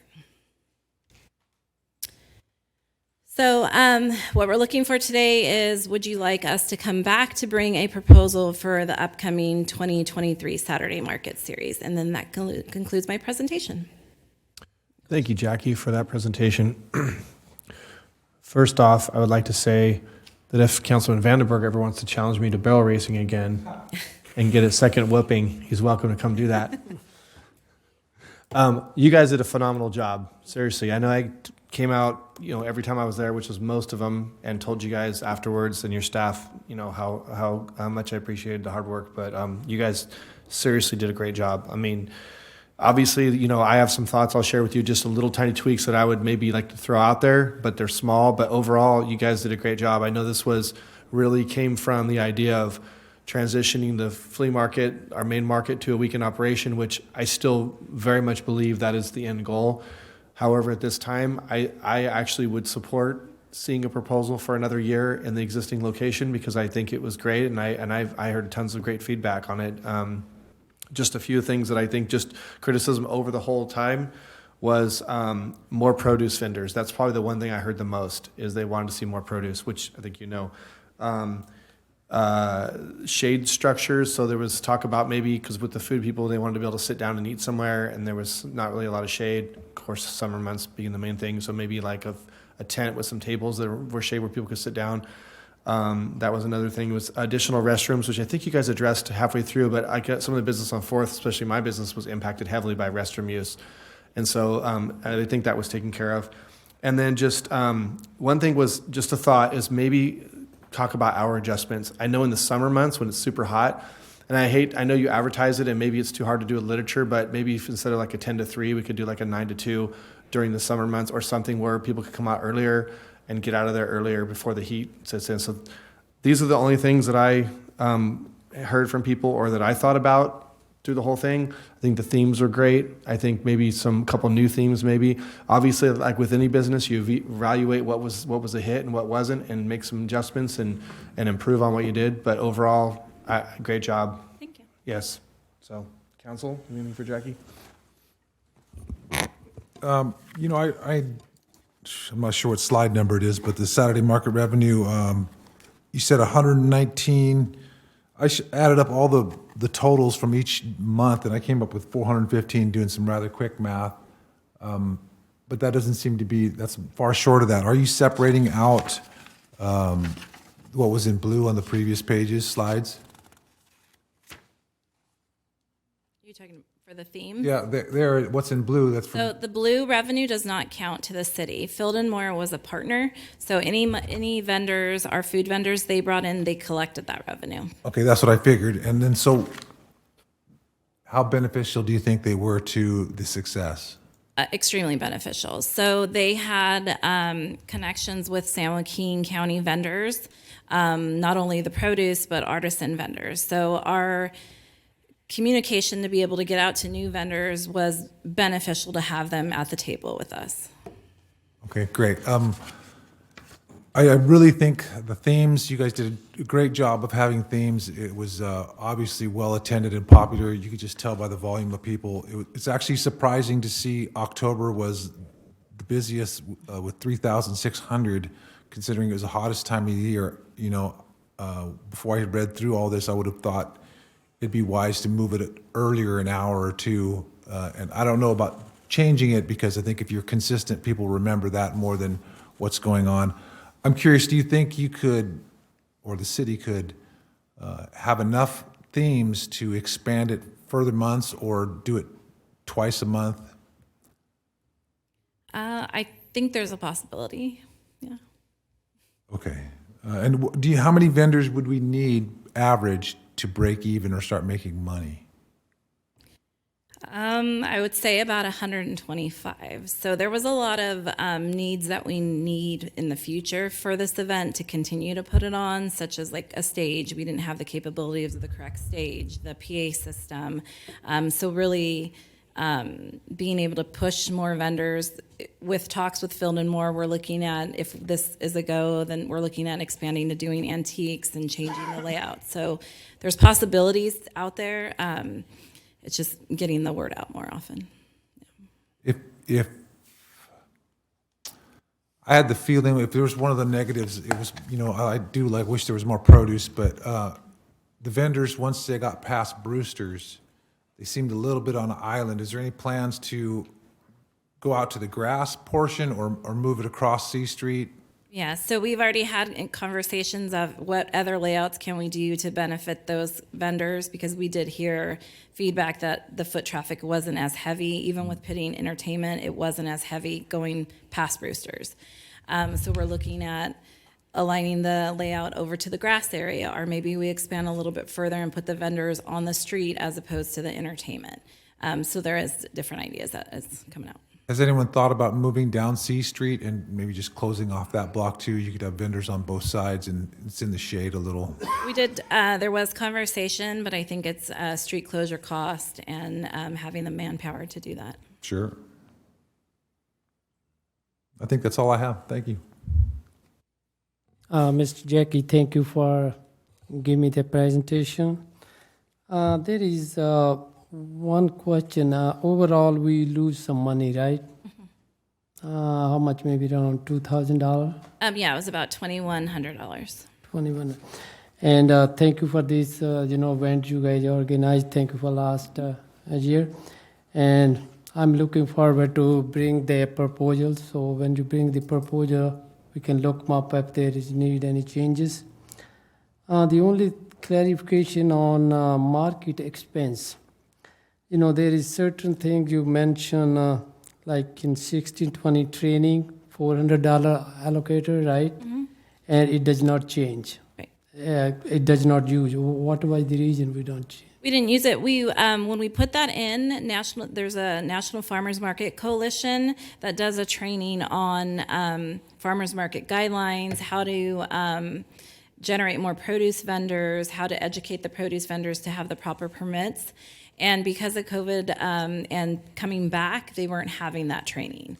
So that was something that we weren't. So if we going to bring the back, this expense might be incurred, right? Right. Same thing in the next 6028 and due $350. What that? Right. So that would be our health permit fees. With Fields and More, they took on the expenses for the health permit. So they had to get an umbrella health permit to run this event. And Fields and More took that cost, and we did not have to pay it this year. So if Fields and More isn't at the table next year and they're not willing, then we would have to take on that cost. The next item is 6066, equipment repair and maintenance. On the report is allocated $1,220. It does not use? It was not used. A lot of the equipment that we had, we utilized the market's equipment, and we didn't anticipate needing the brooms or anything, and we had those at the market, so we saved on that cost at this. So the next year, if we decide, then what do you think? It may be? Yeah, we would definitely have to look into it because of the growth of the event and the demand that we received this year. We would need to purchase it. And the last one is 6078 solid waste disposal, and $3,000 in the report is allocated, but it does not use. Right. So all of the disposal of the trash was collected at the market, so the market absorbed that cost. So what do you think next year it will be? It most likely we would have to absorb that cost, yes. So if we absorb all these costs, it will be more expensive, right? Right. All right, thank you, just for the clarification. Yeah, the only question I had was about the solid waste, and you've addressed that. And otherwise, I would say congratulations on the job well done. I would encourage you guys to continue.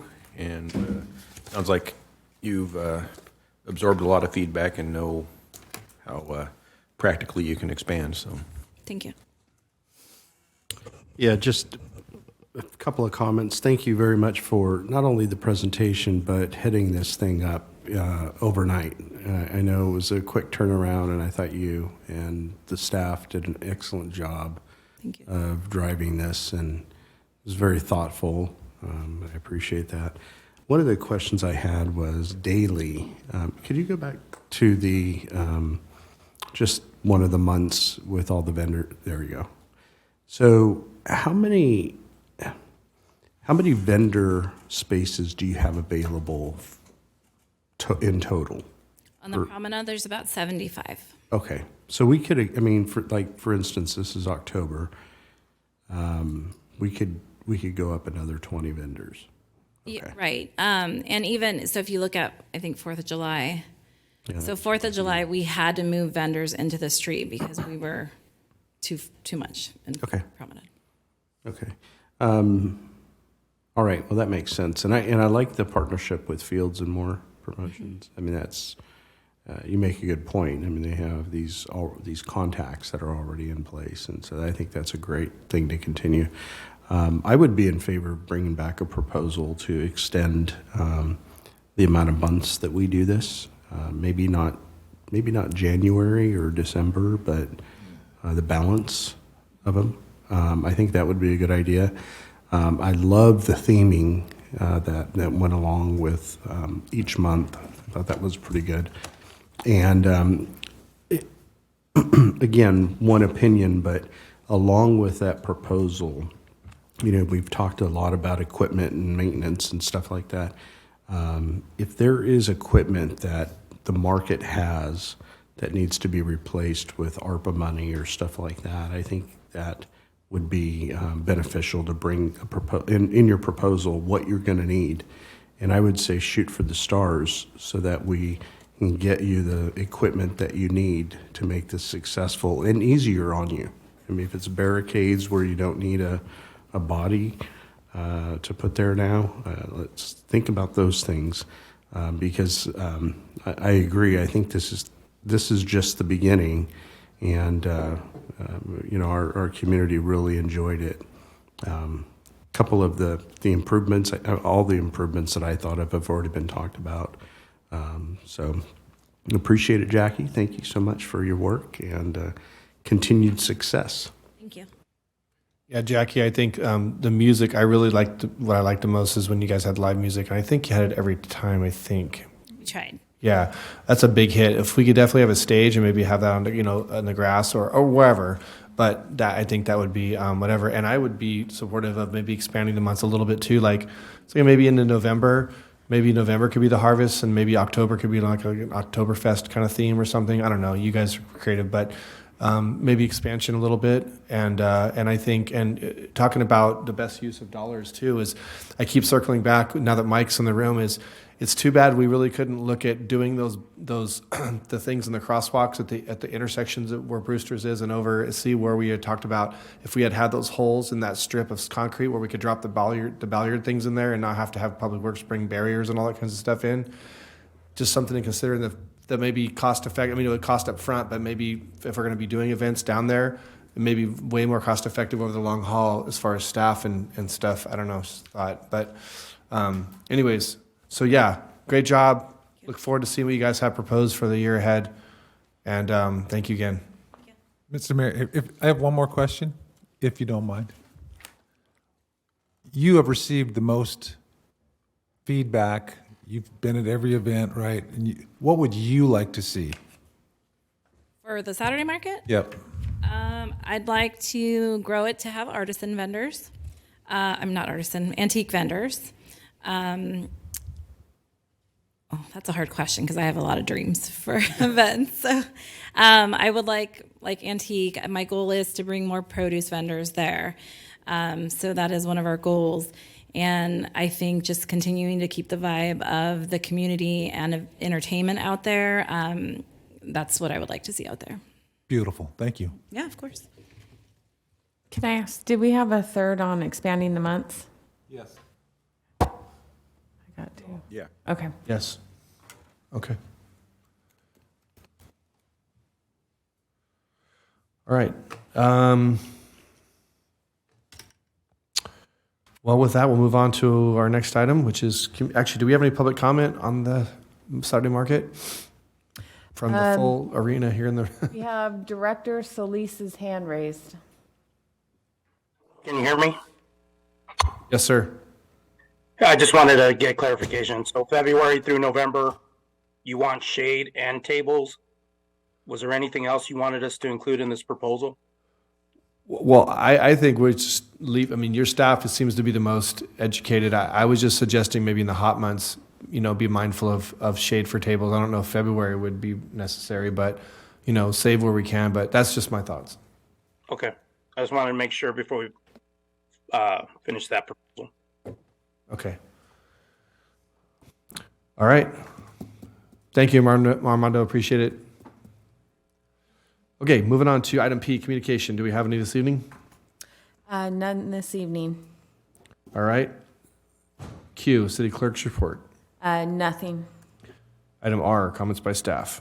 Thank you, Mr. Mayor. The Parks and Rec Department would like to thank Real Life Church for their volunteer work day out at the library on November 19th. Next up, Chief Kalinowski. Good evening, Mayor and council members. So a couple things I want to update you about the public, so there's some general awareness.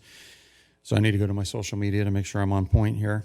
So on Saturday, December 10th from 10 to 2, we'll be at Walmart for donations of toys for the toy drive. We heard some about that in award earlier.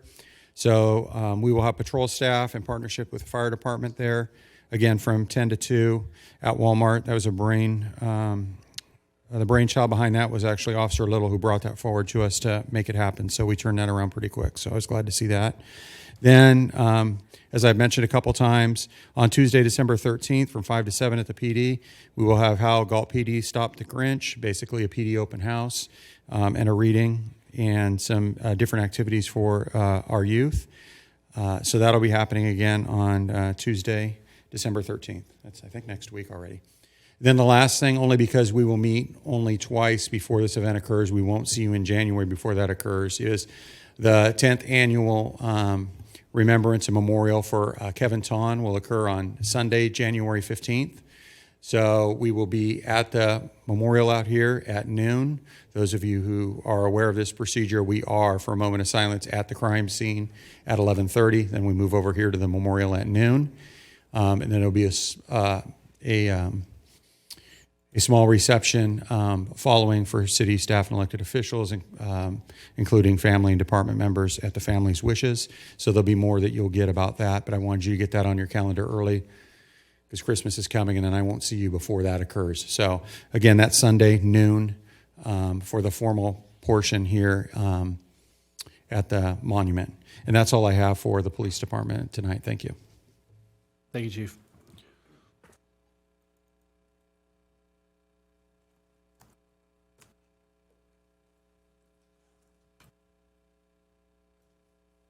Sorry, Director Mike Sulling. Thank you, Lorenzo. Just a couple of things. This Saturday, we're having a used oil filter event over at the O'Reilly Auto Parts over on Twin Cities.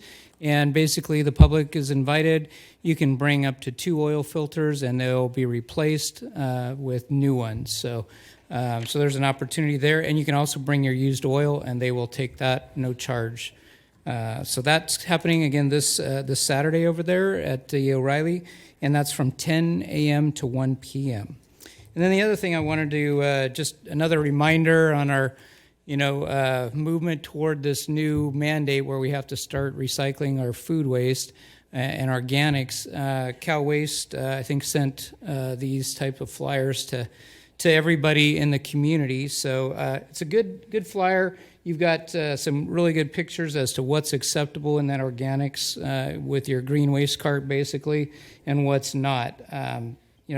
One of the, I guess, question marks was for a bit is food, soil, paper, and that kind of thing acceptable? And as you'll see on the picture, includes things like pizza boxes, coffee grounds with the coffee filter, food bags and stuff from like fast food and stuff, soiled napkins.